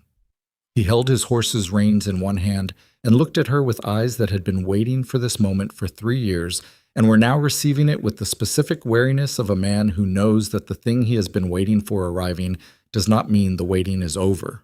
"We need to move," Evelina said. "The route I briefed you on is compromised. The Chancellor's office is neutralized for the next hour at minimum. You're going to be taken directly to a secondary contact inside the palace, not through the main corridor." Idren looked at her. 1 second of assessment. The 60-year-old eyes of a man who has spent his adult life reading situations at gates and knows what a changed plan looks like on a person. How bad? Bad enough that we're having this conversation in the yard instead of the Chancellor's office. She met his gaze. "How much did you bring?" "Everything." He reached into his coat, not the letters. Those were distributed, she knew that, but something smaller, a sealed document, official weight, the kind of vellum that palace notaries use. "Tarvel gave me a sworn statement before I left. Witnessed, sealed, his own hand. He didn't trust letters alone. Tarvel had given him a sworn statement. A notarized, witnessed, sealed sworn statement from the Queen's own physician, in the physician's own hand. That was not what she had planned for. That was considerably more than she had planned for, and the part of her that was still running calculations felt the weight of it. Felt how it changed the architecture of the morning from something that depended on Darius's willingness to believe into something that would compel a response regardless of willingness. "Give it to me," she said. "Not yet." Edron's hand stayed on the document inside his coat.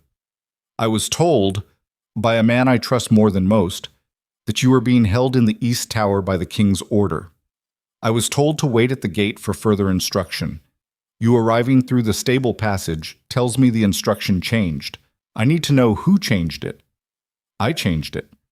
"You were in the East Tower." "I was," she said, "and now I'm here. And in approximately 10 minutes, someone is going to notice that the East Tower room is empty and the stable passage door is unlatched. And after that, we will have considerably less time to work with than we have right now." She looked at him steadily. I know what you were told. I'm telling you the situation moved faster than the briefing allowed for. Seraphine has people inside the palace with the wrong uniforms. The Chancellor is down. The king made a decision this morning that was shaped by Seraphine before I got into the room, and if Tarvel's statement reaches the king through the right hands in the next 30 minutes, that decision becomes correctable. If it reaches him through the wrong hands or not at all, it becomes permanent. A pause. You've been waiting 3 years to say what you know. I'm asking you to trust the timing one more time. Edrin looked at her for a long moment. The gate guard behind him was maintaining the careful non-attention of a man who has decided that whatever is happening between these two people is not his problem, which was either professional discretion or coached behavior, and she filed the uncertainty without time to resolve it. Who are the right hands? Edrin said. Lord Castrin. A pause. Castrin was the Queen's family's ally. He was. He still is. He just hasn't had anything to be an ally with until now. She held out her hand for the document. I need it, Edrin, right now. He looked at her hand, then at her face. Then he took the sealed statement from his coat and placed it in her palm, and the weight of it was slight and enormous simultaneously. The physical reality of 3 years of work compressed into vellum and wax. The thing that had existed only as intention and planning and careful correspondence suddenly actual, solid, present in the morning air. She closed her fingers around it. Stay at the gate, she said. When you're called in, you'll be called in by someone using the phrase the Eastern record. That's Castrin's man. Go with him and no one else. If anyone else calls you in, you ride out and you go to the city and you find the notary at the second corner of Mill Street and you give him the backup statement Tarvel made and you tell him to open it. She looked at him. Do you understand? I understand, Edrin said. Lady Thorne. A pause. Be careful. She was already moving, back across the yard, not the stable passage this time. That route was spent.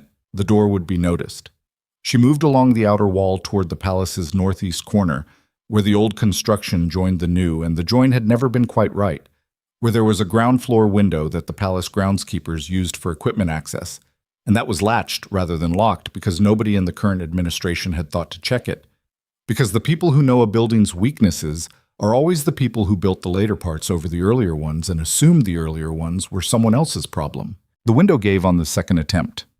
She was through it and into the northeast service corridor in under a minute, and the stone floor was cold through the thin silk of her shoes, and the corridor smelled of turpentine and lamp oil, and she moved through it with the Tarvel document inside her own dress against her ribs, the paper-thin bulk of it a pressure she was aware of with every breath. She needed Castrin. She needed him quickly, and she needed him before Seraphine's men found the empty tower room, and before Darius received the morning's secondary briefing, whatever Seraphine had prepared to follow the council chamber. And there would be something, because Seraphine had been operating in this palace for 3 years with the intelligence of a person who builds contingencies the way a careful general builds supply lines, redundant and distributed and hard to cut all at once. The northeast service corridor connected to the main household staff passage, which ran the length of the palace's interior spine. She moved into it and joined the morning flow of servants and palace workers with the ease of someone who had grown up moving through this palace when nobody was looking, who knew that invisibility in a busy corridor was a matter of pace and direction rather than disguise. Around her, the palace's daily machinery operated with the normalcy of a large institution that has not yet received the morning's news. Staff carrying linens, kitchen workers moving supplies, a steward arguing with a junior attendant about table arrangements that were suddenly significantly less relevant than he knew. She found Castrin in the east breakfast room.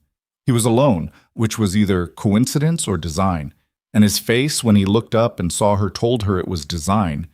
He had positioned himself here deliberately, in a room that had 2 exits and was not on any obvious route, and he had been waiting with the particular quality of stillness that is indistinguishable from ordinary morning routine unless you know to look for what's underneath it. The East Tower, he said before she spoke. Empty, she confirmed. She crossed the room and sat across from him and placed Tarvel's document on the table between them. I need you to get that to the king, not through the Chancellor's office, directly in your own hands before the second hour. Castrin looked at the document, then at her. The assessment in his eyes was different from last night. Last night had been a man deciding whether to watch. This morning was a man who had watched and had made a different kind of decision sometime in the hours between. "What is it?" he said. Tarvel's sworn statement. Witnessed, sealed, the Queen's death. All of it. Castron's hand moved toward the document and stopped short of touching it, hovering for a moment the way a hand hovers over something hot. Not fear exactly, but the honest physical acknowledgement of what contact will mean. "If I take this to the king," Castron said, "I am making a declaration. Everything that follows. I am in it. My family is in it." "Yes," Evelina said. "And if Seraphine's people reach me before I reach the king," "They won't," she said, "because you're going to go right now through the main corridor in full view of every person in this palace, which is the one route where Seraphine's people cannot touch you without making the situation dramatically worse for Seraphine." She looked at him. "She is already losing Lord Castron.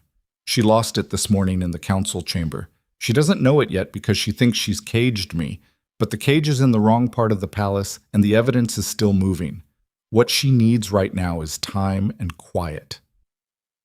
You walking to the king's study through the main corridor with that document in your hand is the opposite of quiet. Castron looked at her for a long moment. Then he picked up the document. "The Eastern record," he said. She felt something move through her chest. Not relief, too early for relief, but the structural sensation of a load-bearing piece settling into position. "Go," she said. He went. She gave him 4 minutes. 4 minutes for Castron to clear the breakfast room and reach the main corridor. 4 minutes for his presence in that corridor to become observable, to become a fact in the palace's consciousness that was too public to quietly intercept. 4 minutes while she sat in the East breakfast room with her hands flat on the table and her breathing deliberate, and the cold from her shoe-damp feet moving up through her legs, and she used those 4 minutes to assess the damage. The plan was broken in 3 places. The council chamber had gone wrong. The tower had gone wrong. Vane was down. But the distributed architecture had held. The letters were still coming.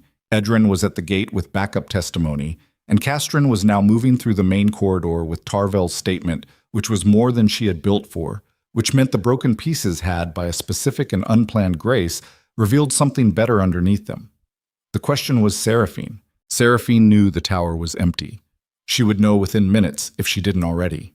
And Seraphine, who had outmaneuvered her in 4 hours on no sleep, who had operated in this palace for 3 years with the precision of a person who had never once underestimated the cost of being wrong, that Seraphine would not wait.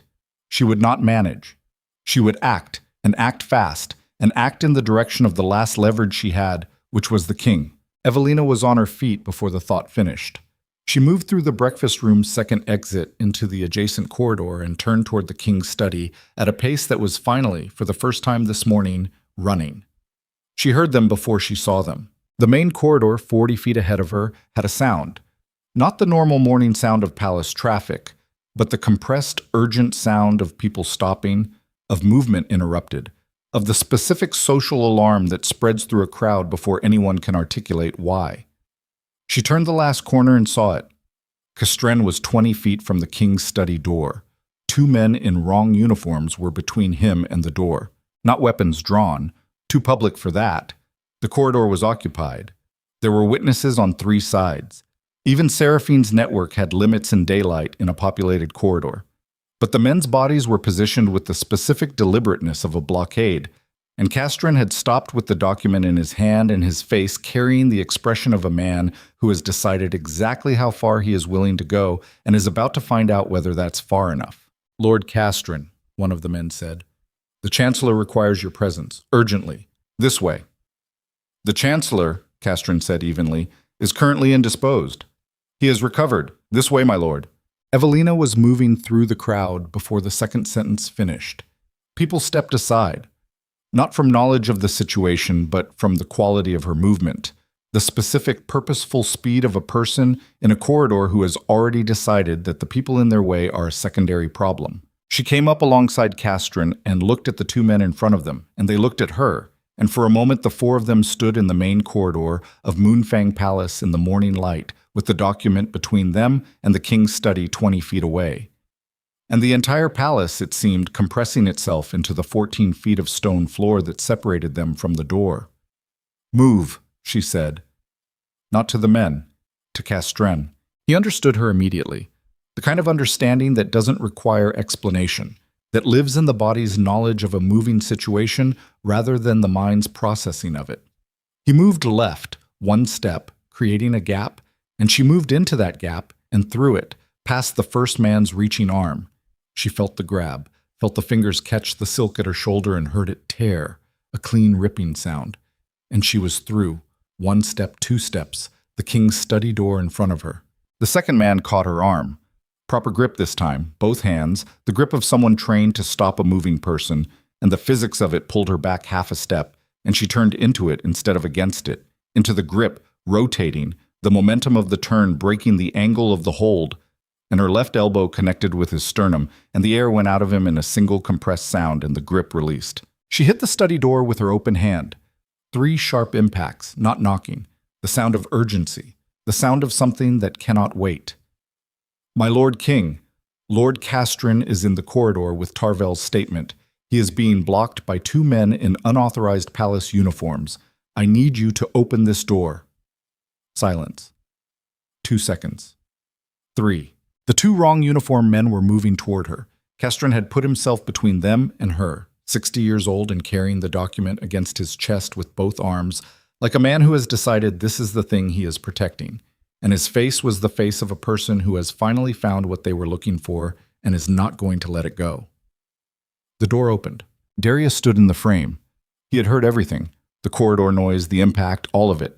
It was 20 feet of stone and solid oak, and his own face told her he had heard every word she said through the door. His eyes moved from her to Castren to the 2 men behind Castren, and the thing that moved through his expression was the final transition of the morning. Not uncertainty, not the managed fairness of a king trying to appear just, but the raw, unmediated anger of a man who has just seen with his own eyes the shape of what has been operating inside his palace. You, he said, to the 2 wrong uniform men. The single word had a register that Evelina had not heard from him before, not command, not anger as performance, but the foundational note of genuine authority hitting its hard edge. The 2 men stopped. Vane. Darius raised his voice without turning from the corridor. Vane, if you are able to stand. I am able to stand, Vane said, from somewhere behind Evelina, and she turned to find him at the corridor's far end, moving toward them at a pace that said he had been moving toward them for longer than this moment, that he had heard it beginning and had started before he was called. His left hand was still pressed to his side, and his face was the color of old paper, but his eyes were clear and his spine was straight, and he was walking. Darius looked at the 2 wrong uniform men and said simply, "Take them."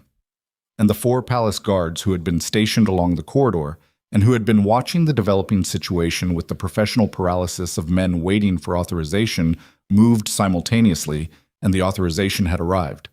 Castren held out Tarvel's document. Darius took it. He stood in the doorway of his study with the sealed vellum in his hands and looked at the wax impression of a physician's seal. A seal he recognized. She could see the recognition moving through his face, the quiet, devastating confirmation of a thing the body already believed before the mind caught up. He looked at it for a long moment. Then he looked up at Evelina. "Come inside," he said. The study was small and book-lined and smelled of old paper and the specific cold of a room whose fire had been allowed to go low. Darius set the document on his desk and did not yet break the seal. He stood with his back to her for a moment, hands on the desk edge, and she could see the tension in his shoulders, the architecture of a man who has been carrying something for 3 years without knowing he was carrying it, who is only now feeling the weight because it is about to be set down. "The 2 men in the corridor," he said, without turning. "Who sent them?" "The same source as the men with Vane. They are Seraphine's, not yours. Their uniforms are close, but the insignia is a season old. The palace livery was updated 8 months ago. They were recruited before the update and never re-equipped." "How long have they been in the palace?" "At least 6 months, possibly longer. The network is larger than visible. It includes at minimum 2 household stewards, one of the kitchen supervisors, and a member of the outer guard rotation. The names are in a document I had on me last night, which is still in the East Tower holding chamber." A pause. "I need to retrieve it." Darius turned. "You need to retrieve it," he repeated. And something in his face did a thing she had not expected. Not anger, Not the managed authority of the corridor, but something that cracked the surface slightly, something that was almost acknowledgement. The expression of a man who is processing, simultaneously, the magnitude of what he failed to see and the shape of what it took to make him see it. Lady Thorne, you struck my... He stopped. You struck Seraphine in the hall last night and accused her before 200 witnesses and then spent the night in a holding chamber and escaped through a stable passage and ran through my main corridor and broke a man's grip in front of half my household staff. He looked at her. How long did you plan this? 3 years, she said. He held her gaze for a long moment. Then he turned back to the document on his desk and broke the seal. She watched him read. She had not read Tarville's statement. She knew what it contained in general terms, from letters and accounts, and the careful reconstruction she had built over 3 years. But she had not read the specific words of a physician who had been in the room, who had administered what he was instructed to administer, and who had understood what it meant, and who had lived with that understanding for 3 years in a small house in an outer province, writing letters he couldn't send to anyone. She watched the king's face and read the statement through him, watched the words land one after another in the face of a man who had loved someone and had not been able to protect her, and had not known he had failed to protect her, which was its own category of wound entirely. The retroactive grief, the past rewritten, the years between then and now taking on a different color. He read it through, without stopping. Without expression, almost. The face that people in extremity sometimes produce, the face that has suspended itself in order to finish receiving the thing it is receiving. When he finished, he set it down and was still. Evelina said nothing. She gave him the silence because it was the only honest thing available, and because she had not come back to this palace for this moment. She had come back for what this moment produced, and that production required the king to be fully inside his own response to it, not interrupted toward a response that was faster or more useful, but less real. After a long time, he said, "Where is she?" 2 words, flat, undecorated. "My Lord King, Evelina." Her name, first time, no title. The specific usage of someone who has moved past the formal apparatus of a conversation into something prior to it. Where is she right now? "I don't know," Evelina said. "I left the council chamber 2 hours ago. She was there then." A pause. "She will have been watching the corridor. She saw Castrin move with the document. She knows the seal is broken." Darius straightened. He picked up Tarville's statement and held it with the deliberate, careful grip of a man handling something he will not let go of again. "Then we need to move quickly," he said. They found the first signs of Seraphine's departure in the east corridor 15 minutes later. A knocked candle holder, a servant pressed against the wall with the wide-eyed specific stillness of someone who has just been moved through its speed, a door at the corridor's end swinging on its hinges. She had been here. She was running, finally, past calculation and into motion, which meant she had seen enough of the morning to know that the architecture she had built inside this palace had been found and was being dismantled floor by floor. Running people make a specific geometry. Evelina had thought about this in the 3 years of building toward this morning, had thought about the exit routes a person in Seraphine's position would have prepared, the contingencies of a woman who had spent 3 years ensuring she had a way out of every room before she entered it. The north gate was fastest, but most watched. The west kitchen passage connected to the lower city, but required a key that the head steward carried. The blood moon balcony on the palace's south face had an exterior stair that connected to the ceremonial garden wall, and from there to the outer road. She said it to Darius as they moved. He said nothing, just increased his pace, and the guards around them increased theirs, and the corridor narrowed toward the south passage, and the sound of their movement echoed off the stone walls like something building toward a conclusion that could not be stopped now. That had been building since a woman in dark blue walked through a banquet archway and decided that what she knew was worth everything it would cost to make someone else know it too. The south passage opened onto the blood moon balcony. The balcony was 40 feet of white marble, curved, overlooking the ceremonial garden 2 stories below. The morning light came at it broadside, full and cold and indifferent, lighting everything equally. The marble railing, the decorative stonework, the drop to the garden below, and the woman standing at the railing's far end with nowhere left to go. Seraphine turned when she heard them. Her face in the morning light was different from every version Evelina had seen. Not the warmth of the banquet, Not the cold calculation of the holding chamber, not the fear of the early morning. Something stripped past all of those. The face of a person who has run out of architecture and is standing in the open for the first time, fully visible, no room left to manage what is seen. Darius stopped at the balcony entrance. Seraphine looked at him across 40 feet of white marble in morning light, and what passed between them in that look was 3 years of history, compressed into a single exchange. All of it, the gifts and the whispered advice, and the nights and the slow replacement of his judgment with hers, and the body in the river and the queen who had died afraid in a room in this palace. All of it present in the look, acknowledged, irreversible. "Darius," she said. His name and her voice had nothing left of the performance. It was the voice of someone who has burned through every resource and is down to the last one. The one that is not strategy, but is simply the sound of a person trying one more time to reach another person before the reaching becomes impossible. He said nothing, and in that silence, in the 40 feet of morning air between them, something ended. Not dramatically, not with the sound she had expected, not with the architecture of a conclusion that looked like what conclusions are supposed to look like. Just the specific, irrevocable quiet of a decision made, a door closed. A man who had given away 3 years of his judgment, finding the bottom of the cost and accepting it. Seraphine saw it in his face. She turned to the railing. Evelina was moving before the thought was complete. Across the marble, the cold of it, through her shoes, the distance compressing fast, the guard behind her shouting something she wasn't tracking, the morning light brutal and even on the white stone, and the figure at the railing with one hand on it, and the calculation in her body of a person who has assessed what comes after and what comes after, and has decided there is no version of what comes after that. 30 feet, 20. Seraphine looked back at her.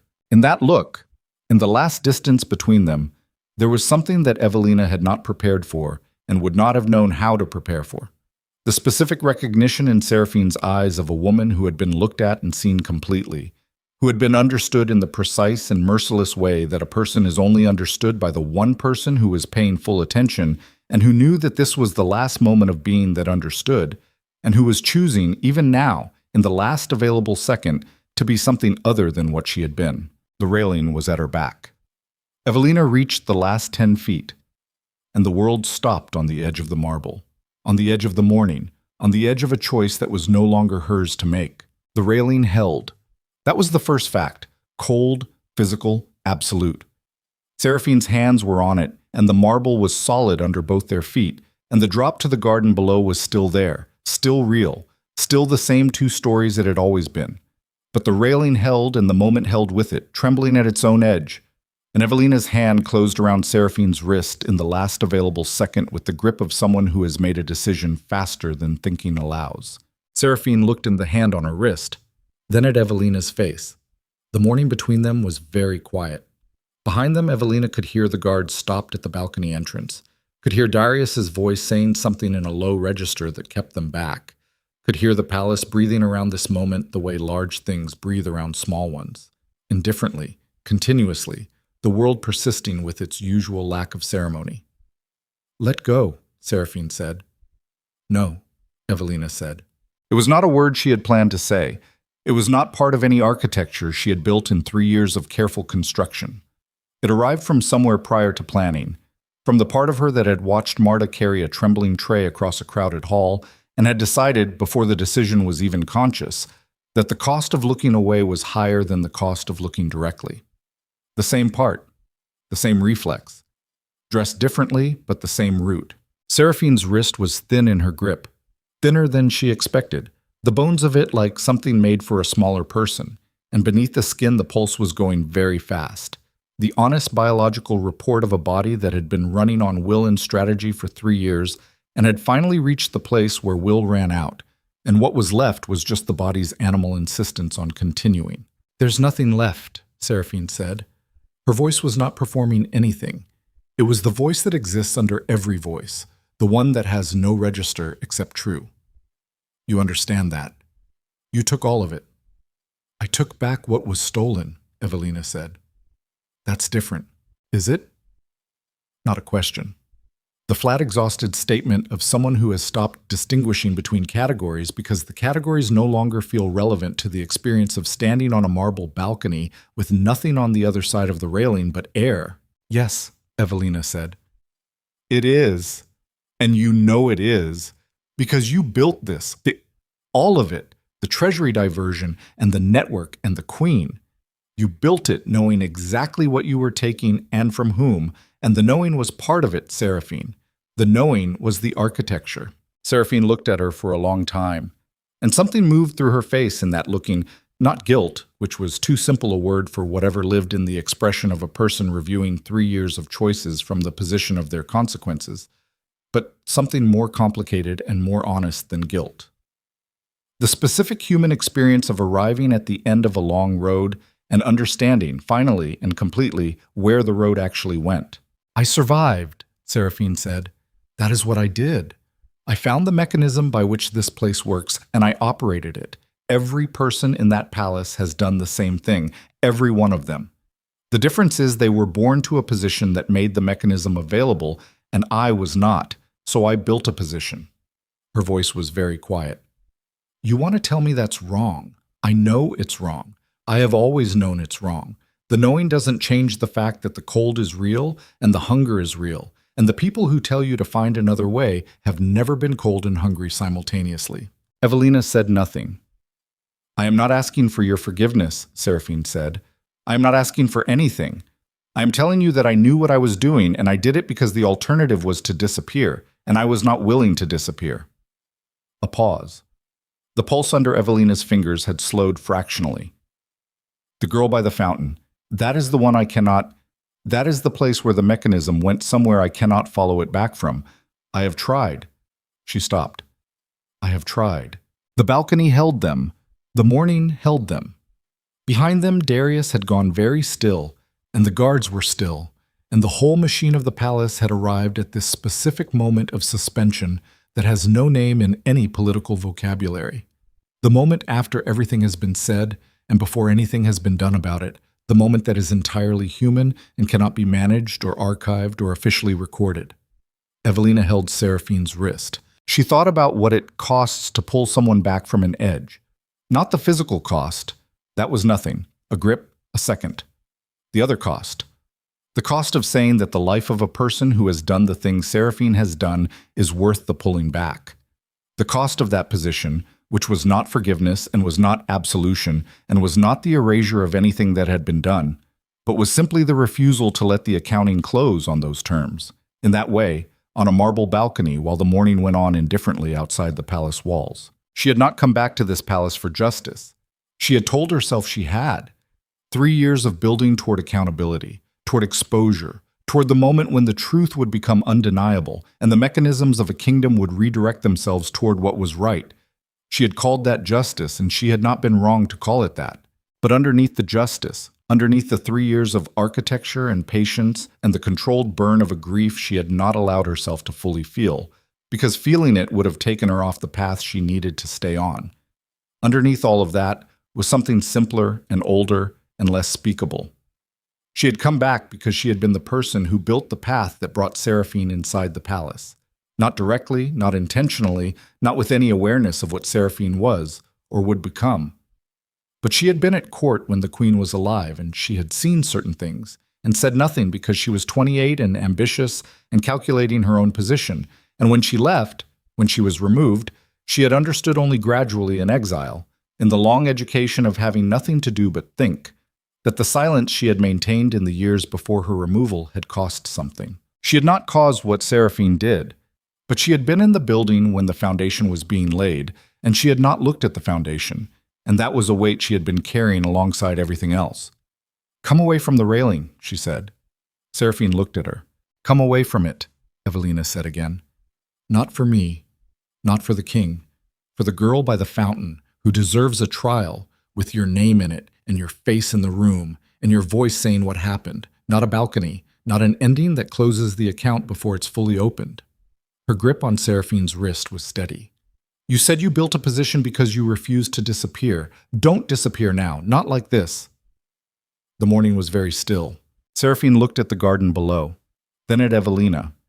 Then, for the first time, past Evelina, at Darius standing at the balcony entrance, and the look that passed between them across those 40 feet of white marble was the last version of a conversation that had been happening for 3 years. Its final sentence, brief and complete and unrepeatable. Then she stepped back from the railing. Evelina released her wrist. The guards moved forward. They were correct about it, careful, and Seraphine did not resist.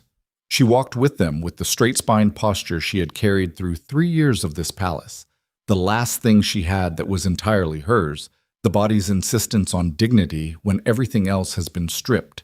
And she did not look back at the balcony, and she did not look at Evelina again. Darius watched her go.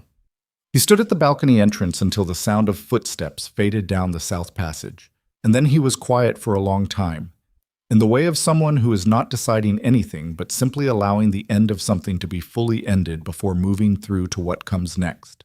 Evelina stayed at this railing. The garden below was bare and frost-edged, the winter plantings cut back to stubs, the paths between them dusted with last night's remaining snow. It was not a beautiful garden in the winter. It was an honest one, stripped to its essential shapes, every decorative element removed by the season, just structure and the promise of what would come back in spring if the work was done to make it possible. She heard Darius move, heard him come to stand beside her.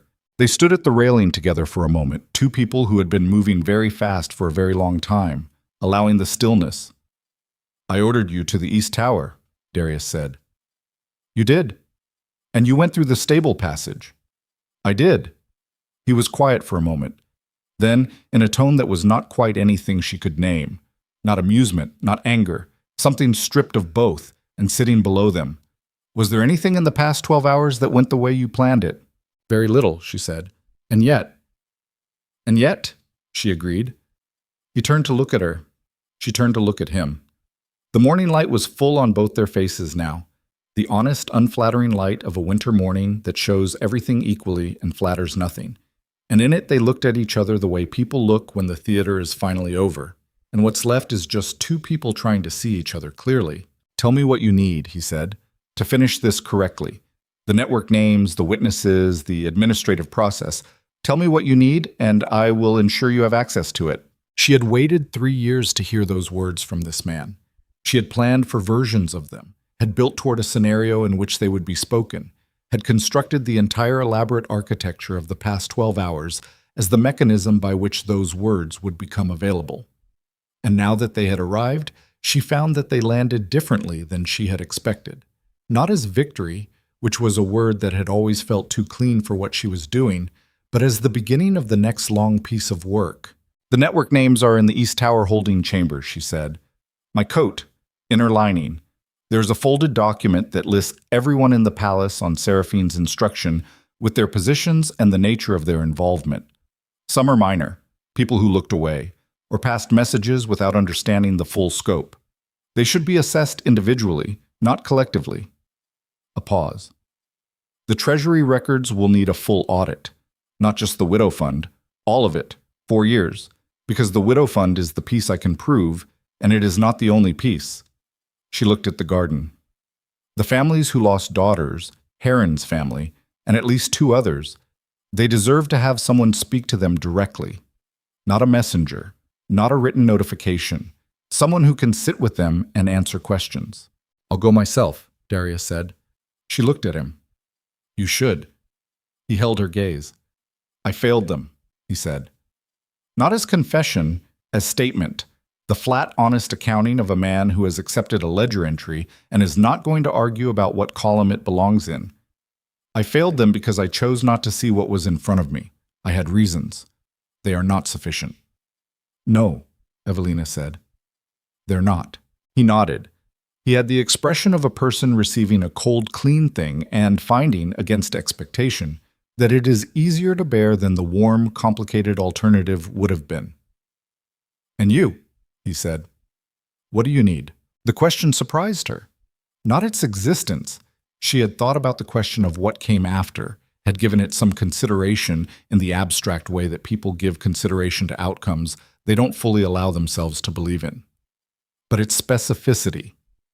The direct 2-word inquiry of a man asking a woman who has just dismantled his court what she personally requires with no title in front of it and no political wrapper around it. She thought about it honestly. Time, she said. I need time to do the administrative work correctly. The audit, the witness coordination, the network review. Months, probably, not weeks. I need access and authority to conduct that work without obstruction, and I need it to be formal, written, sealed, not verbal, because verbal authority in this palace has demonstrated its limitations. Done, Darius said. What else? Marta, Evelina said. I want her position formalized. She has been doing work above her official designation for 40 years. That should be reflected in her station and her compensation, retroactively where possible. She looked at him. She is 62 years old. She should not be carrying trays. Something moved through Darius's face that was too quick and too private to name, the expression of a man to whom a small specific thing has just arrived as a window into a larger one. Done, he said again. Then, after a pause, is there nothing you want for yourself? She thought about that question more honestly than the previous one. What did she want for herself? She had not asked the question in 3 years because asking it had felt dangerous. The kind of wanting that softens you in the places you need to be hard. The kind that gives the cold and the hunger something to work with. She had wanted to come back. She had wanted the truth to be spoken and heard. She had wanted Marta to be seen. She had wanted Darius to be the king she had believed he could be before she saw what he became when he was not paying attention. That was the one she had not permitted herself to acknowledge, because it was the one that had the most risk in it, the wanting that depended on another person's choice rather than her own. I want the court that comes out of this to be worth what it costs to make it, she said. It was not an answer to the question he had asked, and they both knew it, and neither of them pressed it further. He nodded slowly. That depends on both of us, he said. It does, she agreed. The balcony was cold. The garden below was bare. Somewhere inside the palace, the machinery was already moving. She could hear it in the distant, organized sound of guards and running feet and doors. The palace's administrative body responding to the morning's events, with the institutional momentum of a large organization that has received new direction and is beginning, however imperfectly, to act on it. They went back inside. The weeks that followed were not clean. Nothing that comes after something like this is clean. That was one of the things Evelina had known in abstract during the planning years, and understood in the body only after living it. Justice, when it is actually enacted rather than simply theorized, is grinding and procedural and exhausting and full of the specific human mess of people who participated in something wrong to varying degrees and at various levels of awareness, and who all require individual consideration, individual decision, individual accounting. She did the work. She sat in the chancellor's office, which Vane vacated for her use during the audit period with a graciousness that she suspected cost him something, and which she accepted without comment. And she worked through the treasury records with 2 senior accountants for 6 weeks, and the number they arrived at was considerably larger than she had estimated, which was both expected and nauseating in the specific way that confirmed truths are often more nauseating than suspected ones. The network review took longer. 41 people inside the palace had some connection to Seraphine's operation. Of those, 11 had knowingly participated in actions that caused direct harm. The other 30 had looked away, passed information without asking questions, failed to report things they should have reported. The ordinary human gradients of complicity that are easy to dismiss and impossible to cleanly excuse. Evelina reviewed every case individually, as she had told Darius she would, and the individual reviews were the hardest part because they were the part that required her to sit with the full complexity of people who were not simply evil, but were afraid. And the afraid ones were harder to process than the deliberately cruel. She visited the Heron family in the 4th week, took a carriage to their estate outside the city with no announcement and no preparation, and sat with Lord and Lady Heron in a small sitting room that still had their daughter's things in it because they had not been able to move them. And she told them everything she knew, completely, and answered every question they asked and did not attempt to shape or manage their response to what she told them. Lady Heron cried and Lord Heron did not, and both of those responses were correct, and Evelina stayed for 3 hours and left having promised nothing except that the formal proceeding would name their daughter accurately and completely. On the road back to the palace, she looked out the carriage window at the winter landscape, flat and gray and endlessly patient. The kind of winter that has no drama in it, just the steady presence of cold and the knowledge that spring will come not because anyone deserves it, but because that is the nature of seasons. And she allowed herself to feel, for the first time since she had walked back through the palace gates, the full weight of what the past years had been. Not just the planning years, all of it. The years before the exile, when she had been young enough to believe that observing wrong things from a safe distance was a sustainable position. The years of exile, in which she had learned what things cost when you have nothing, and had become someone who would not make the same calculation again. The night of the winter banquet, which had started as strategy, and somewhere between the moment she watched Marta's trembling tray and the moment she heard the sound of a blade in a sheath, had become something more personal and less controlled, and consequently more true: the slap. She thought about the slap, which the kingdom had apparently not stopped talking about, which had acquired in the weeks of retelling a legendary quality that bore increasingly little resemblance to the actual physical event of one woman's open hand against another woman's face. It had become a symbol, which was both inevitable and slightly absurd. The thing that was being symbolized was real, but the symbol's relationship to the reality of that moment was the relationship of a painting to a room. The painting could not contain the cold, or the tremble in the tray, or the specific sound Marta's footsteps made on the stone floor of the hall on the way back to the kitchen. What she had done that night was not heroic. She had done it because she was Evelina Thorne, who had come back to this palace carrying 3 years of carefully constructed architecture and had, in the moment that mattered, abandoned the architecture and moved on something older and more honest. She had done it because Marta had raised a girl named Evelina, and the girl had grown into someone who was still paying attention to what Marta's hands looked like when they shook. The trial proceeded over 3 weeks in the second month after the banquet. Seraphine stood in the palace's formal chamber without performing anything. That was the thing Evelina noted and would carry with her afterward: the complete absence of performance, which was its own kind of revelation, the exposure of what a person actually is when all the architecture of self-presentation has been stripped away by circumstance. She was smaller without it. Not weaker, there was nothing weak in the straight spine and the direct eyes, but human in a way she had never appeared in the banquet hall, or the holding chamber, or on the marble balcony. Simply a person, standing in the light, with everything she had done present in the room around her. She spoke when asked. She answered directly. When a question arrived at the girl by the fountain, she paused for a long time and then answered that too. And the answer was not the full truth, but it was a closer approximation of it than anyone in the chamber had expected, and the specific honesty of it landed on the room with the weight of something that cannot be managed or spun. Just the human fact of a person saying a true thing in the presence of people who needed to hear it. The sentencing was what it needed to be. The chamber was quiet when it was read, not the silence of shock or the silence of satisfaction, the silence of a room that has arrived at a conclusion and does not know quite how to hold it, because the conclusion is correct and is also heavy and is also irreversible. And human beings in the presence of correct, heavy, irreversible things tend towards silence, because the silence is the honest response. Evelina sat through it without expression. Afterward, in the long, slow evening of that day, she walked through the palace gardens. The winter was beginning to give in the small ways that winter gives before it fully releases. The ice retreating from the edges of the garden path, the light lasting a few minutes longer each day. The frost still present in the shade, but the sun having a different character in the open spaces.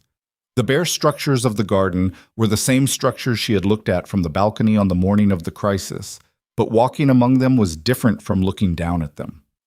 At ground level, there were things the elevation had hidden, small green beginnings at the base of the cut-back stems, the preliminary work of spring happening underground and at the very surface, quiet and without announcement. Marta was in the garden. She was sitting on a stone bench near the east wall, not carrying anything, which was a new configuration for her. A woman whose hands had been occupied for 40 years sitting with them empty in her lap, and the emptiness of them had a quality that was not loss but release. She had been given a senior household post the week before, with a formal title and a residence in the palace's staff quarters that had a window and a fireplace and no requirement that she carry trays. She had received the news with the expression of someone who has been waiting so long for a thing to change that the change itself arrives as something almost suspicious, almost too direct in its correction of the long wrong. She looked up when she heard footsteps. "Lady Thorne," she said. "Marta," Evelina said.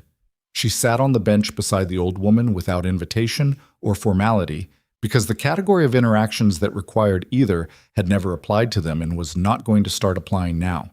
They sat together in the winter garden for a while, not speaking. The light was going in the particular way of late winter afternoons, long and amber and leaving slowly, as if reconsidering.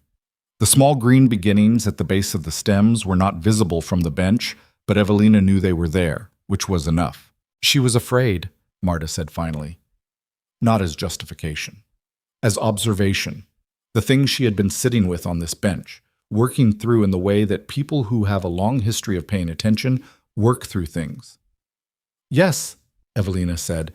"Fear makes people—" Marta stopped, began again. "It does not excuse it, but it makes it legible in a way that I find I need it to be, to carry it." "I know," Evelina said. "Can you carry it?" Marta asked. Not rhetorically.